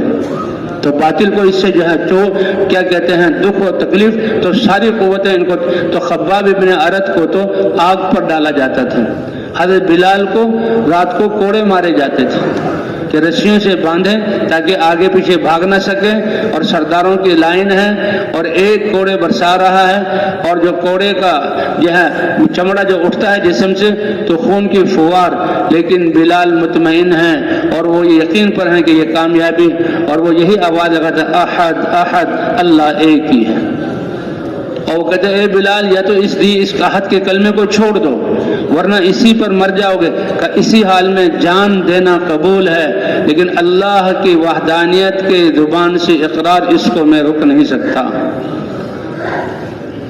کہتے موسیٰ علیہ السلام دعوت دی اور فرعون بڑا سخت تھا، تو فرعونیوں میں سے بعض اہل حق وہ ایمان لے آئے، لیکن فرعون کے عذاب کے ڈر سے انہوں نے اپنے ایمان کو چھپائے رکھا، ٹھیک ہے، لیکن حضور صلی اللہ علیہ وسلم کی امت میں جو کلمہ پڑھتا تھا وہ فوراً کلمے کا اعلان دعوت کی نیت سے کرتا تھا، اے میری قوم اللہ سے غافل ہو کر زندگی گزارو، لا الہ الا اللہ، عبادت کے لائق کون ہے؟ صرف اور صرف ایک اللہ ہے، لا الہ الا اللہ، یہ اللہ کی معرفت کا کلمہ ہے۔ ہر چیز کا تعارف کرانے کے لیے مثبت جملہ، یہ فلاں چیز ہے، فلاں جگہ کی بنی ہوئی ہے اور فلاں اس کے فائدے ہیں، اتنے سستی یہ مل رہی ہے، آپ کو اتنا فائدہ، مثبت جملے۔ لیکن اللہ کی وحدانیت ایسی کہ پہلے ساری چیزوں سے، ریت کے ذرے سے لے کر عرش معلیٰ تک اور چیونٹی سے لے کر جبرائیل فرشتوں کی ذات تک، سب کی ان میں سے کوئی الہ نہیں بن سکتا، وہ ذات کی جس کے سامنے جھکا جائے، جس کی بات کو مانا جائے، وہ کون ہے؟ اکیلا، لا الہ الا اللہ وحدہ لا شریک لہ، وہ اکیلا ہے اور اس کے ساتھ کوئی شریک نہیں۔ یہ بنیاد ہے اور یہ کامیابی کے راستے ہیں۔ تو یہ سب تو انبیاء کرام آ کر اس کلمے انبیاء کو اللہ علم دیتے تھے، لیکن اس علم پر ڈالنے کے لیے کلمے کی دعوت دیتے تھے اور کلمے کی دعوت لے کر نبی پھرتے تھے۔ دیکھو اللہ رب ہے، ارحم الراحمین ہے، سورج کو چلاتے ہیں اور روشنی پہنچاتے ہیں۔ یہ نہیں کہ اللہ کا سورج فلاں جگہ پر ہے، جاؤ اس سے روشنی حاصل کرو، کنیکشن جوڑو اور اپنے گھروں میں دن میں بھی اور رات کو بھی۔ جی ہاں، جیسے دنیا کے نظام ہے، اللہ سورج کو چلا رہے ہیں، اور بھائی ہوائیں اور اس سے آکسیجن خود تمہارے پاس پہنچے گا، اس کو سلنڈر میں بند کرنے کی ضرورت نہیں، اللہ پہنچا رہے ہیں۔ تو سب سے ضروری اور اہم انسان کی دنیا آخرت کی کامیابی کے لیے اللہ کی وحی، اللہ کا دین ہے۔ اور حضرات انبیاء کرام، ان سے یہ نہیں فرمایا اپنی جگہ بیٹھ جاؤ اور یہ اعلان کر دو میں اللہ کا نبی ہوں، کامیابی ہے تو میرے پاس آ جاؤ۔ یہ بھی ان کو حق تھا کہ میں بھی اللہ کا رسول ہوں، اللہ نے اپنا دین دیا ہے، میرے پاس علم اتارا ہے، آ جاؤ۔ جسے لوگ کہتے ہیں کہ پیاسا کنویں کے پاس آتا ہے، کنواں پیاسے کے پاس نہیں جاتا، یہ مثال غلط ہے۔ اللہ تعالیٰ کی رحمت ایسی کہ حضور صلی اللہ علیہ وسلم نے فرمایا وہ ہدایت اور دین جو اللہ نے مجھے دے کر بھیجا ہے اس کی مثال بادل کی سی۔ اس کی مثال کس کی ہے؟ سمندر پہ بھی برستا ہے، لیکن سمندر پہ برسنا بھی بے فائدہ نہیں۔ سیپی منہ کھولتی ہے، ایک قطرہ سیپی میں جاتا ہے، وہ بند کر لیتی ہے، اس قطرے کو اللہ موتی بنا دیتے ہیں۔ اس قطرے کو اللہ کیا بنا دیتے ہیں؟ موتی بنا دیتے ہیں۔ پہاڑوں پہ بھی برستا ہے، چٹانوں پر، چٹانوں سے بہ کر پھر جو ہے وہ نالوں میں آتا ہے اور پھر سمندروں میں جا کے گرتا ہے۔ ساری جو ہے انسانی زمینوں کا آباد ہونا، جانوروں کی زندگی اور انسانوں کی زندگی اللہ کیسے ہے؟ تو کمثل غیث، تو ایک قصہ ہے کہ ایک آدمی جنگل میں جا رہا تھا، ایک بادل چل رہا تھا، چلتے رہتے ہیں بادل، تو ایک دم بادل کو ایک آواز آئی فضاؤں سے، اور بادل کو اے بادل فلاں آدمی کی کھیت کو سیراب کرنے کے لیے فلاں جگہ برسو۔ یہ حیران ہو گئے، اللہ تعالیٰ یہ دکھاتے رہتے تھے، حیران ہو گئے، حضور بیان کر گئے کہ بادل سے یہ آواز، اور بادل ایک طرف کو چل پڑا، یہ بھی چل پڑے۔ کچھ دور جا کر دیکھا کہ پتھریلی زمین پر بادل برسا اور پتھروں سے پانی ایک نالے کی صورت میں آگے چل رہا ہے۔ تو یہ اور آگے چلے تو دیکھا کہ یہ پانی ایک تالاب کی شکل میں جمع ہو رہا ہے اور ایک اللہ کا بندہ زنبیل سے اپنے کھیت کو سیراب کر۔ اس زمانے میں یہی طریقہ تھا، تھوڑی تھوڑی زراعت ہوتی تھی۔ یہ تو آج ہے ہزاروں ایکڑ کے، پہلے کہاں؟ جب بیلوں سے بھی زمین آباد کرتے تھے تو تب بھی تھوڑی تھوڑی زمین ہوتی تھی۔ تو بہرحال تو وہ سمجھ گیا کہ یہ وہ شخص ہے، یہ بڑا عظیم شخص۔ اس کے پاس گئے، اس کا نام پوچھا تو نام تو اس نے بتا دیا، ٹھیک ہے مسافر آیا ہے پوچھ رہا ہے، نام بتا دیا۔ لیکن نام پوچھنے کے بعد او بھائی یہ گزارش ہے تم اپنے اس کھیت میں کیا معاملہ کرتے ہو؟ تو یہ تو ایک راز تھا اس کے اور اللہ کے درمیان، اور اللہ کا واسطہ دیا کہ بتاؤ مجھے۔ اس نے کہا کہ میں کیا کرتا ہوں، یہ جب کھیت سے جو غلہ آتا ہے اس کے 3 حصے کر لیتا ہوں، اس کے 3 حصے کرتا ہوں۔ ایک حصہ سب سے پہلے فقراء اور مساکین اور اللہ کے لیے دے دیتا ہوں۔ اللہ اکبر، اللہ نے دیا اور دینا کس کے لیے ہے؟ اللہ کے لیے۔ اور دوسرا حصہ ماں باپ اور گھر والے، کہتے ہیں ایمان کے ساتھ اور ان کا حق سمجھ کر اللہ کے امر کی وجہ سے ماں باپ کو کھلائے، بیوی بچوں کو کھلائے، ان کو پالے۔ اے مسلمان یہ بھی تیری عبادت ہے، یہ بھی تیری عبادت ہے، کیونکہ اس کا باعث اللہ کی ذات پر ایمان اللہ کے امر کی وجہ سے۔ اس لیے بھی اللہ کے امر کا استحضار کتنا ضروری ہے۔ ہم گھر والوں کے لیے سارے نخرے برداشت کریں سب کچھ، اور اللہ کی ذات پر ایمان اور محبت نہیں ہے، اس لیے اللہ کا دھیان آتا ہے نہیں۔ یہ تو آپ نے اپنی خواہش پوری کی، یہ تو اپنے آپ نے اپنی خواہش پوری کی۔ اس لیے ایسی دعوت اور ایسا اللہ کا دھیان کہ بیوی کے منہ میں لقمہ یہ بھی اللہ کے امر کی وجہ سے، بچوں کو پالنا یہ بھی اللہ کے امر کی وجہ سے، ان کو حلال روزی مہیا کرنا یہ بھی اللہ کے امر کی وجہ سے، اور تجارت یہ بھی اللہ کے امر کی وجہ سے، تو ہر کام جہاں عبادت بن جائے گا۔ فرمایا وہ تاجر جو اپنی تجارت میں سچائی اور امانت داری اختیار کرے گا کہ اللہ کا حکم ہے، تو یہ تاجر قیامت میں انبیاء، صدیقین، شہداء اور صالحین کے ساتھ اس کا حشر ہوگا۔ تو وہ کتنی قیمتی یہ زندگی ہے، اور اللہ کے امر کی نسبت آ جانا. تو اس سے جو پوچھا اس نے کہا تہائی حصہ تو میں اللہ کے لیے صدقہ کر دیتا ہوں اور دوسرا تہائی حصہ جو ہے میں اپنے بیوی بچوں اور گھر والوں پر خرچ کرتا ہوں اور یہ بھی اللہ کا امر سمجھ کر, اور تیسرا حصہ جو ہے وہ دوبارہ اس زمین میں آباد. اسی وجہ سے اللہ تعالیٰ نے تمہارے ساتھ یہ معاملہ کیا ہے. اللہ کے رسول نے بتایا. اسی لیے لا الہ الا اللہ کیا ہے کہ اللہ کی ذات وحدانیت کا ایسا یقین کہ ہمارا ہر قدم اٹھانا وہ اللہ کے امر کی بنا پر ہو. ہر قدم اٹھانا, کھانا پینا کمانا یہ سارا اللہ کے امر. اور پھر سب سے بڑا کام اللہ نے دیا کہ ہمیں تو حضرت محمد صلی اللہ علیہ وسلم کی امت میں بنا کر سارے انسانوں کے رخوں کو اللہ کی طرف پھیرنا. اسی لیے اس کو بہترین امت قرار دیا گیا. تم بہترین امت ہو اس لیے کہ سارے انسانوں کی نفع رسانی کے لیے نکالے گئے. تو وہ صحابہ کرام رضوان اللہ علیہم اجمعین وہ ایسے حضرات تھے کہ کلمہ پڑھتے ہی اور حضور صلی اللہ علیہ وسلم کی صحبت اور سچے دل سے اقرار کہ اللہ کی وحدانیت کا یقین اور دنیا کی جہالت کا افسوس اتنا ہوتا تھا کہ اپنے اوپر جو بھی ان بیتے اس کو وہ برداشت کریں گے اور ان کو دین کی دعوت دیں گے. تو حضرت بلال کی پٹائی ہو رہی ہے, حضرت خباب کو آگ کے انگاروں پر ڈالا جا رہا ہے, لیکن وہ یقین پر ہیں کہ ہم کامیاب ہیں کہ یہ جسم جو ہے ہمارا یہ اس طرح اس کو استعمال کیا جا رہا ہے اللہ کے امر اور دعوت کی بنیاد پر. ان کو یقین تھا کہ ہم فلاح میں.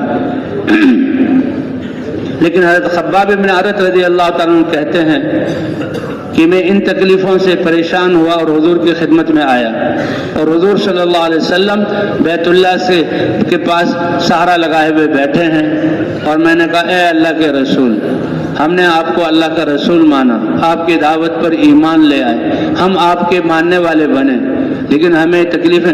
الا تستنصروا لنا, آپ اللہ سے ہمارے لیے مدد نہیں مانگ لیتے کہ یہ کافر ہمیں تکلیفیں نہ پہنچا سکیں. الا تدعو لنا, ہمارے لیے دعا نہیں کرتے. تو اللہ کے رسول کو تو دعا کرنی چاہیے تھی, لیکن اللہ کے رسول نے ان کو مزید اس سے زیادہ قربانی پر آمادہ کیا, پہلے نبیوں اور پہلے ایمان والوں کے قصوں کو سنا کر. حالانکہ کتنی قربانی کر رہے ہیں کہ آگ پر ڈالا جاتا ہے.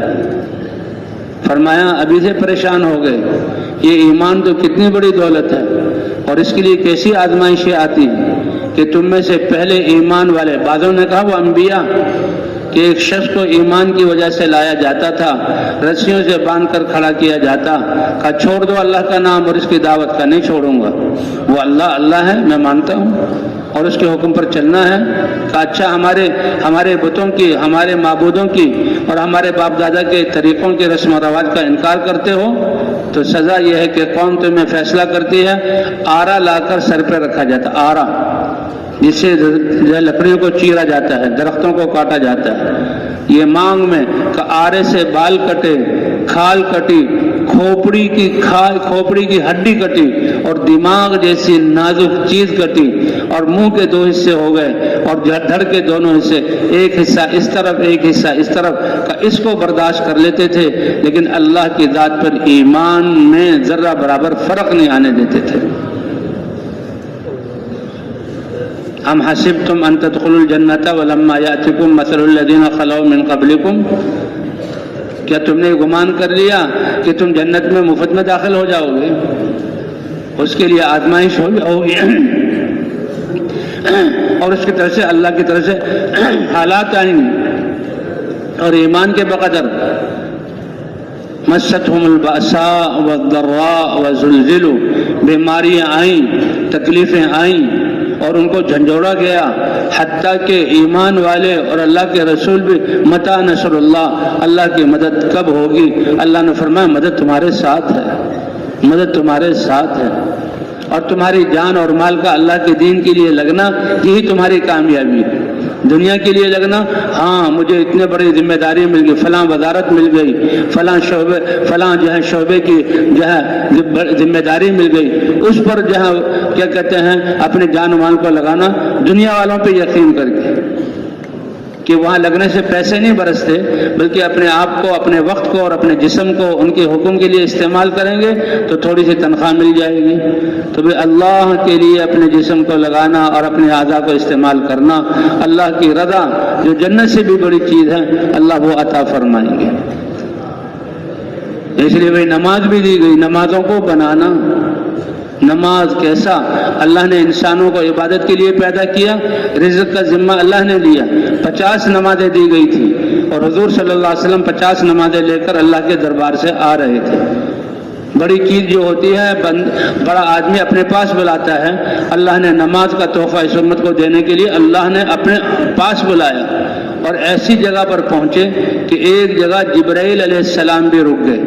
اے جبرائیل، میرے گھر سے لے کر بیت المقدس تک اور بیت المقدس سے لے کے 7 آسمانوں کے دروازے کھلوانا اور نبیوں کا ملنا اور بتانا کہ میں جبرائیل ہوں، یہ محمد ہے اور ان کو بلوایا گیا ہے، آپ یہاں سدرۃ المنتہا پہ آ کے رک گئے۔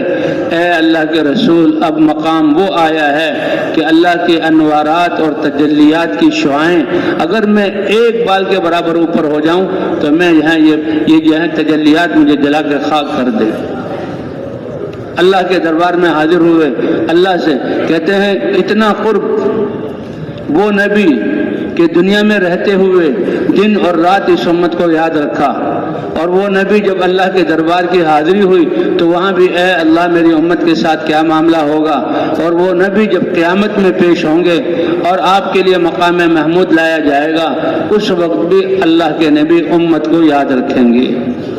ایک صاحب نے کہا یا رسول اللہ، دنیا میں تو جب پریشانی ہو اور ہم اپنے کام کاج میں آپ کی یاد ہے، فوراً کام کاج کو چھوڑ کر آپ کے گھر کے سامنے اور مسجد نبوی میں آ جاتے ہیں، آپ جب نکلتے ہیں تو آپ کی جہاں دیدار کر کے دل ٹھنڈا ہو جاتا ہے، آنکھیں ہماری ٹھنڈی ہو جاتی ہیں، لیکن قیامت میں تو آپ نبیوں والے درجے میں ہوں گے۔ فرمایا نہیں کہ مجھے یا حوض کوثر پر پاؤ گے کہ میں اپنے امتیوں کا انتظار کروں گا، اپنے دست مبارک سے ان کو حوض کوثر کا پانی پلاؤں گا، یا نام اعمال جب تلیں گے اور میرے امتیوں کی نیکیاں کم ہوں گی اس وقت اللہ سے سفارش کروں گا، اے اللہ اس کی نیکیاں تو بہت کم ہیں اور اس نے زندگی تو نافرمانی والی اور گناہوں والی گزاری ہے، لیکن اے اللہ میرا یہ امتی آپ پر اور آپ کے نبی پر ایمان لانے والا، اس وقت حضور سفارش کریں گے۔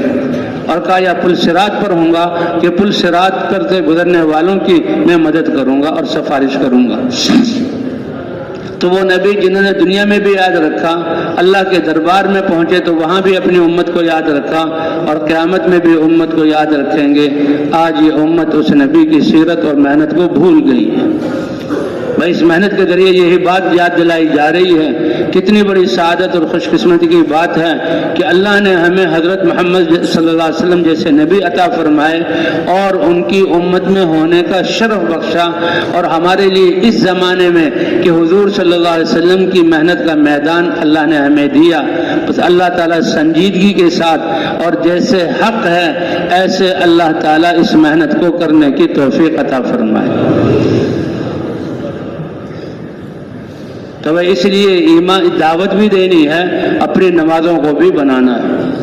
یہ اللہ نے اپنے گھر بیوت، یہ مساجد کیا ہیں؟ اللہ کا گھر ہے، اور سب سے زیادہ پسندیدہ اللہ کو یہ مساجد پسند ہے، اور 5 دفعہ مؤذنین کے ذریعے اللہ بلاتے ہیں اور فرمائیں کیونکہ دین کا اجر اللہ نے دنیا میں اطمینان اور عزت رکھی ہے اور آخرت میں انعامات، اس لیے من غدا الی المسجد او راحا اعد اللہ له نزلا فی الجنت کلما غدا او راحا، کا جو صبح کو مسجد میں جائے اور شام کو مسجد میں جائے تو اللہ کی عبادت کرے، یہ اللہ کی مہمانی میں ہے، لیکن اللہ اس کا اظہار کریں گے کہ میدان محشر میں قیامت میں اللہ تعالیٰ ہر آنے کے بدلے میں ایک مہمانی ان کو عطا کریں گے۔ اعد اللہ له نزلا فی الجنت کلما غدا او راحا، جنت میں ان کے لیے دسترخوان لگیں گے کہ تم فلاں نماز کے لیے مسجد میں آئے تھے یہ اس کا، تم فلاں گشت کے لیے مسجد میں آئے تھے مشرق کے لیے اس کی مہمان نوازی، ایک ایک کو گنایا جائے گا اور اللہ کی طرف سے مہمان نوازی کی جائے گی۔ بشر المشائین فی الظلم الی المساجد بالنور التام یوم القیامہ، یہاں تو سورج کی روشنی ہے اور انسان قبر سے اٹھے گا تو کوئی روشنی نہیں ہوگی۔ فرمایا کہ جو بکثرت مسجدوں کی طرف جانے والے ہیں اور خاص طور پر رات کے اندھیروں میں مغرب کی نماز، عشاء کی نماز اور تہجد کی نماز، اللہ کے سامنے رونا، اللہ کے راستے میں نکل کر مسجدوں میں رہنا، فرمایا جو ہے جانے والے ان کو پورے نور کی خوشخبری سنا دو جو قیامت میں ان کے ساتھ ہوگا۔ تو اس لیے بھائی اپنی نمازوں کو بھی بنانا ہے۔ نماز ایک اتنا زبردست اور پیارا عمل ہے، 5 دفعہ اللہ اپنے گھر کی طرف بلاتے ہیں، اور ایسا عمل ہے کہ اس کو اللہ نے اپنے دربار میں بلا کر اس کو دیا اور پورے اعضاء کو انسان اللہ کے حکم کا پابند کر دیتا ہے۔ حج کا تعلق مال کے ساتھ ہے اور کچھ ارکان ہیں جسم کے ساتھ بھی ہے، اور زندگی میں ایک دفعہ اور جن پر حج فرض ہو ان کے لیے۔ روزے کا تعلق انسان کے جسم کے ساتھ ہے، اور چاہے 12 مہینوں میں سے 1 مہینہ، اور صرف دن میں روزہ رکھنا۔ تو بھائی اس لیے یہ تو باقی 11 مہینے، لیکن نماز ایک ایسا عمل ہے کہ 5 دفعہ اللہ کے دربار میں آنا۔ اللہ نے اپنی ملاقات کا بہانہ کہ 5 دفعہ میرے گھر میں آ جاؤ، اور مؤذنین کے ذریعے اللہ اکبر اللہ اکبر۔ اور اللہ کی دین کیسی ہے کہ جب انسان نیند سے اٹھتا ہے اور وضو کرتا ہے کہ وہ وضو کر کے مسجد جاؤں گا اور نماز پڑھوں گا، اسی وقت سے اللہ کی طرف سے انعام اور اعزاز شروع ہو جاتا ہے کہ اس کے منہ کے دھونے سے ناک اور کان اور آنکھوں کے گناہ اللہ تعالیٰ اس سے صاف کرتے ہیں۔ گناہ کا کہتے ہیں گناہوں کی سیاہی اور بدبو اگر اللہ ظاہر کر دیں تو کوئی جاندار چیز اس کی بدبو کی خرابی کی وجہ سے زندہ نہ رہ سکے، سانس گھٹ کے مر جائے۔ یہ تو اللہ نے پردہ فرمایا ہوا ہے۔ جھوٹ کی سیاہی اور بدبو، غیبت کی، ظلم کی، اللہ کی نافرمانی کی، نمازوں کو چھوڑنے کی سیاہی۔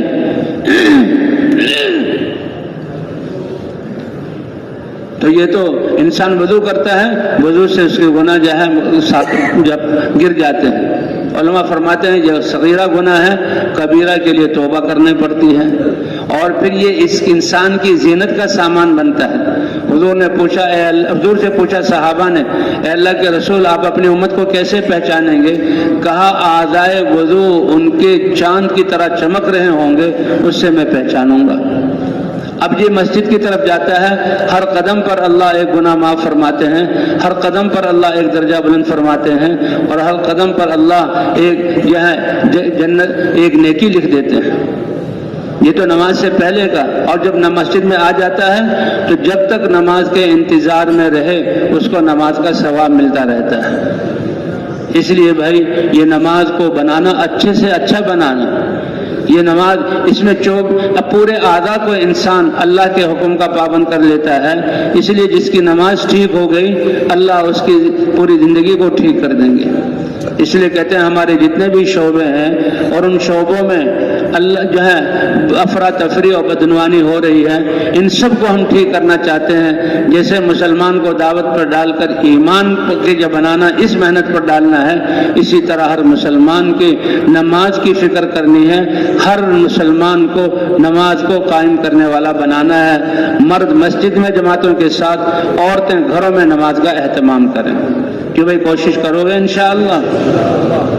ہمارے حضرات بتاتے ہیں کہ مولانا الیاس صاحب رحمۃ اللہ علیہ کیسے فکر مند، ایک دفعہ فجر کی نماز کی طرف پڑھانے کے بعد متوجہ ہوئے لوگوں کی طرف، نمازیوں کی طرف، او بھائیو تم نماز پڑھنے آ گئے، تم اپنے گھروں سے وضو کیا فجر کی نماز، اور تم جو ہے رات کے اندھیرے میں اٹھے فجر کی نماز پڑھ لی، لیکن تم نے جو گھروں میں بے نمازی ہیں، تمہارے محلوں میں بے نمازی ہیں، اور نماز کا جو نقصان، کہتے ہیں تمہاری نماز پڑھنا اگر ان کی فکر نہیں کرو گے تمہاری نمازیں اللہ کی ناراضگی سے بچائیں گے نہیں۔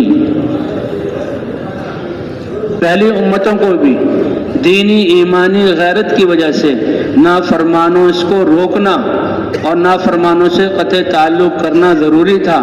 اگر وہ ان کو روکتے نہیں تھے، غیرت کی وجہ سے کھاتے پیتے تھے، تو ان کے دل بھی اللہ تعالیٰ ان کے اندھے جو ہے سیاہ کر دیتے تھے، اور پھر وہ بھی انہی کی طرح عمل کرنے لگتے تھے، حالانکہ ان کے ذمہ دعوت نہیں تھی، ہمیں تو اللہ نے خیر امت ہونے کا لقب بخشا، حضرت محمد صلی اللہ علیہ وسلم کی امت میں ہونے کا اعزاز بخشا، اور آج اللہ نے وہ محنت عطا کی ہے۔ اللہ صحیح سمجھ عطا فرما دے، پچھلی زندگی سے توبہ کر کے بقیہ زندگی کو اللہ تعالیٰ اس محنت کو مقصد بنا کر کرنے کی توفیق عطا فرمائے کہ مسلمان کی جان اور مال کا اور صلاحیتوں کا سب سے بڑا مصرف اعلاء کلمت اللہ ہے۔ جیسے دنیا میں کہتے ہیں تم کون سے گریڈ کے افسر ہو، کہ جی میں 22 گریڈ کا ہوں، میں فلاں گریڈ کا، او ہو تم اتنے بڑے افسر ہو۔ تو کائنات اور اللہ کے ہاں یعنی جو انسان کی قیمت ہے اس کے ایمان اور اعمال کی وجہ سے، کہ کیسے ایمان اور اعمال۔ تو اس لیے بھائی سب سے بڑا مصرف اعلاء کلمت اللہ، کہ اپنی جان اور مال کو اللہ کے کلمے کے بلند کرنے کے لیے لگا رہا ہے، اللہ کے خزانوں سے یہ سب سے اعلیٰ ہے۔ اور اس کے بعد جان اور مال کا مصرف اللہ کے احکام اور علم کو عام کرنے کے لیے اپنا سب کچھ لگانا، علم کے لیے خرچ کرنا۔ اور تیسرا مصرف ہے جو زائد مال ہے، جو ہمارے آس پاس جو فقراء اور مساکین، بیوہ اور یتیم بچیاں اور بیمار، یہ اللہ فرماتے ہیں کہ یہ تو سب ہر ایک پر حالات میری طرف سے آتے ہیں۔ او ایمان والو، یہ کمزور اور معذور اور اپاہج اور بے غریب لوگ جس کو ہم فقیر کہتے ہیں، یہ تمہارے امتحان کے لیے میں نے ان کو اس حال میں رکھا ہے کہ تم ان پر کتنا خرچ کر کے اللہ کی رضا کو حاصل کرتے ہو۔ تیسرا مصرف ان کا ہے۔ پھر چوتھا آخری، اب بقدر ضرورت اپنی ذات پر خرچ کرنا، لباس میں بقدر ضرورت، کھانے میں بقدر ضرورت۔ اور کا سب سے برا مال وہ ہے کہ جو اس گارے مٹی کو بنانے میں انسان خرچ کرے، بقدر ضرورت بنا لے۔ تو اس لیے بھائی یہ زندگی امانت ہے، اور جو کچھ اللہ نے دیا یہ امانت ہے، اور اللہ نے ہمیں ایمان کی دولت عطا فرمائی، اور اللہ نے حضرت محمد صلی اللہ علیہ وسلم کی امت میں ہونے کا شرف بخشا۔ ساری انسانیت کو اللہ نے عبادت کے لیے پیدا کیا، یہ اعزاز ہے۔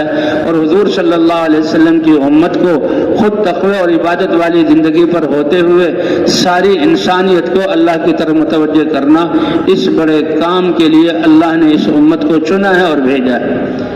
اس لیے فرمایا وجاہدوا فی اللہ حق جہادہ، جان اور مال لگاؤ اللہ کے دین کے لیے جیسے لگانے کا حق ہے، کیونکہ اللہ نے چن کر تمہیں اس کے لیے بھیجا ہے۔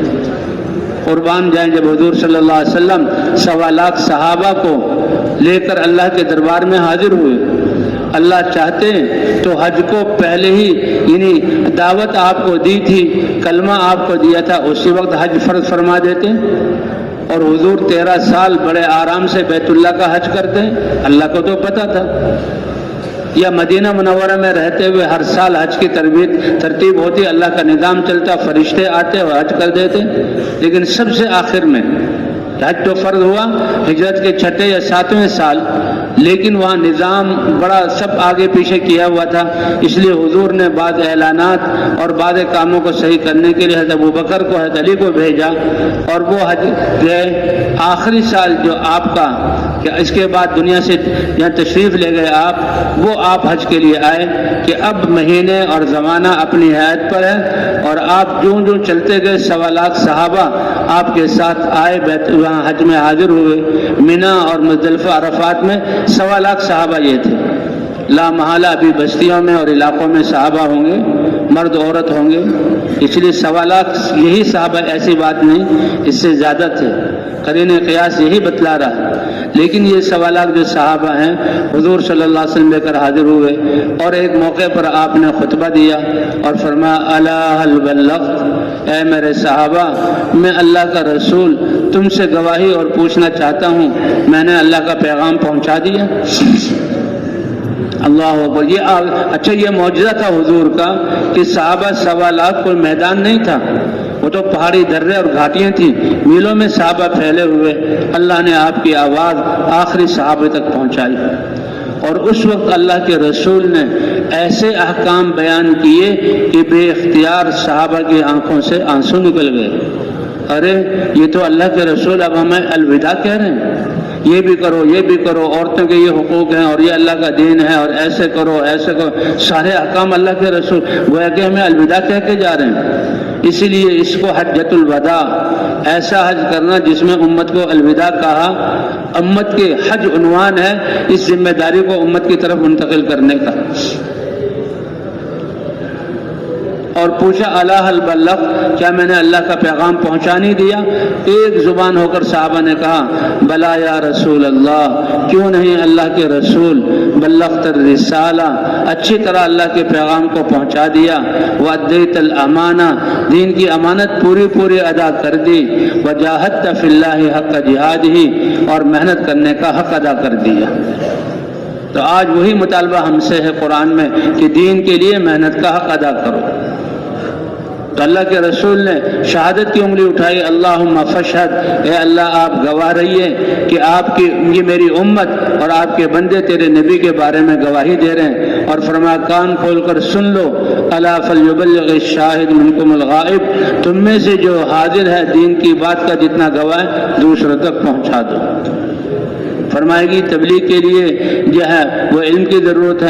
ایک تو ہم تبلیغ کرنے نہیں بلکہ تبلیغ کی صفات اپنے اندر پیدا کرنے کے لیے نکلیں، اور اگر تبلیغ کے لیے علم کی ضرورت ہے وہ تو حضور نے فرمایا ایک آیت بھی معلوم ہو دوسروں تک پہنچا دو، بلغوا عنی ولو آیا، یہ معیار اللہ کے رسول نے دے دیا کہ بغیر علم کے آپ، اچھا بھائی دوسرے کو کلمہ سکھانے کے لیے کتنے علم کے معیار کی ضرورت ہے، دوسرے کو وضو سکھانے کے لیے کتنے علم کی معیار کی ضرورت ہے، دوسرے کو نماز کی صورتیں پڑھانے کے لیے کتنے علم کی ضرورت ہے، اور اللہ کے رسول نے جو معیار دیا ایک آیت بھی دوسرے کو سکھاؤ، تو یہ تو ہمارے ذمے ہے۔ ایسے ہی طرح طرح کے سوالات اور ذہنوں کو پریشان کرنا اور لوگوں کی تشویش ڈالنا کہ بغیر علم کے تبلیغ کیا کر رہے ہو، کہ بھائی کتنے بڑے علم کی ضرورت ہے۔ اگر تمہیں کلمہ آتا ہے دوسرے کو نہیں آتا تو کس حدیث میں ہے کہ اس کو کلمہ مت سکھاؤ؟ تم نماز پڑھ رہے ہو دوسرا نماز نہیں پڑھ رہا تو کس حدیث میں ہے کہ جب تک یہ تم اس کو نماز، جب تک علم پورا نہ ہو اس کو نماز کی وہ نہ کرو؟ حتیٰ کہ حضور یا رسول اللہ، بعض نیکیاں ایسی کہ جس پر ہم خود عمل نہیں کر رہے لیکن ہمیں پتہ ہے کہ یہ عمل ہے، کیا اس کی دعوت دے سکتے ہیں؟ کہاں، اگرچہ عمل نہیں کر رہے تم ان کو دعوت دو، اور اسی کی برکت سے اللہ تمہیں بھی توفیق دے دیں گے۔ یہ جو ہے ایک پیاس ہے، یہ ایک ضرورت جو ہے، بھوک ہے، یہ ایک حاجت ہے۔ اللہ والے یقین اور اللہ کے، ہم تو اجمالی طور پر دنیا بھر کے انسانوں، ہماری اور آپ کی اور سارے انسانوں کی دنیا آخرت کی کامیابی اللہ کے دین میں، اس میں کس چیز کی ضرورت ہے؟ یہ کتنی بات واضح ہے۔ اور اللہ کا دین، اللہ کے حکموں کو نبی کے طریقے پر پورا کرنا ہے۔ اب تفصیل علماء سے سیکھو، ہاں یہ تو ہر انسان پر فرض ہے۔ تو حضور صلی اللہ علیہ وسلم نے فرمایا کہ دیکھو یہ دین جب میں نے شروع کیا لوگوں کی عقلوں اور رواج کے خلاف تھا، کیسے میرے اپنے انہوں نے اس کو رد کر دیا، لیکن حضور جو ہے دعوت دیتے رہے، اور جو کلمہ پڑھتا تھا وہ بھی دعوت میں لگتا تھا، چاہے مرد ہو یا عورتیں ہوں، اور فضا بنی۔ مدینہ منورہ میں دعوت پہنچ گئی، ابھی حضور تشریف نہیں لائے، دعوت کی برکت سے مدینہ ایسا بن گیا کہ اللہ نے اس کو پسند کیا کہ میرا نبی میرے شہر جس میں بیت اللہ ہے، جہاں 53 سال گزرے، اس کو چھوڑ دے اور ہجرت کر لے اور مدینہ منورہ میں آ جائے، مدینہ والوں کی قدر اور دعوت کو شروع کرنے کی وجہ سے۔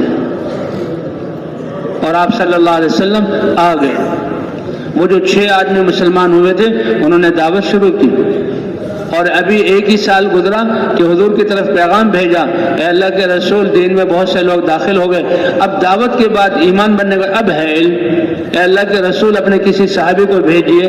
تو آپ نے جو ہے وہاں حبشہ میں پیغام بھیجا، مصعب بن عمیر تھے کہ جاؤ مدینے پہنچو، اور حضرت مصعب بن عمیر انہوں نے ایک ہجرت حبشہ کی طرف کی، دوسری ہجرت جو ہے مدینہ کی طرف، اور وہ آئے اور وہ جو ہے علم بھی سکھا رہے تھے اور دین کی دعوت بھی چلا رہے تھے۔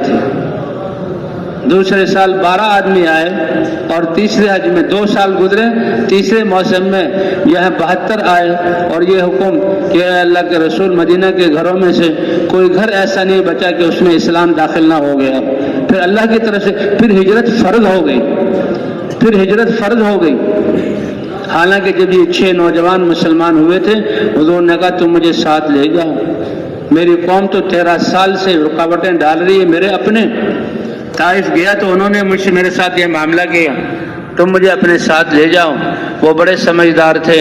اے اللہ کے رسول، آپ کی ہستی تو بڑی عظیم ہستی ہے، ہم تو خود آپس میں لڑ بھڑ رہے ہیں، جب تک امن قائم نہ ہو آپ کا لے جانا مناسب نہیں۔ ہاں، آپ کی دعوت کو لے جائیں گے۔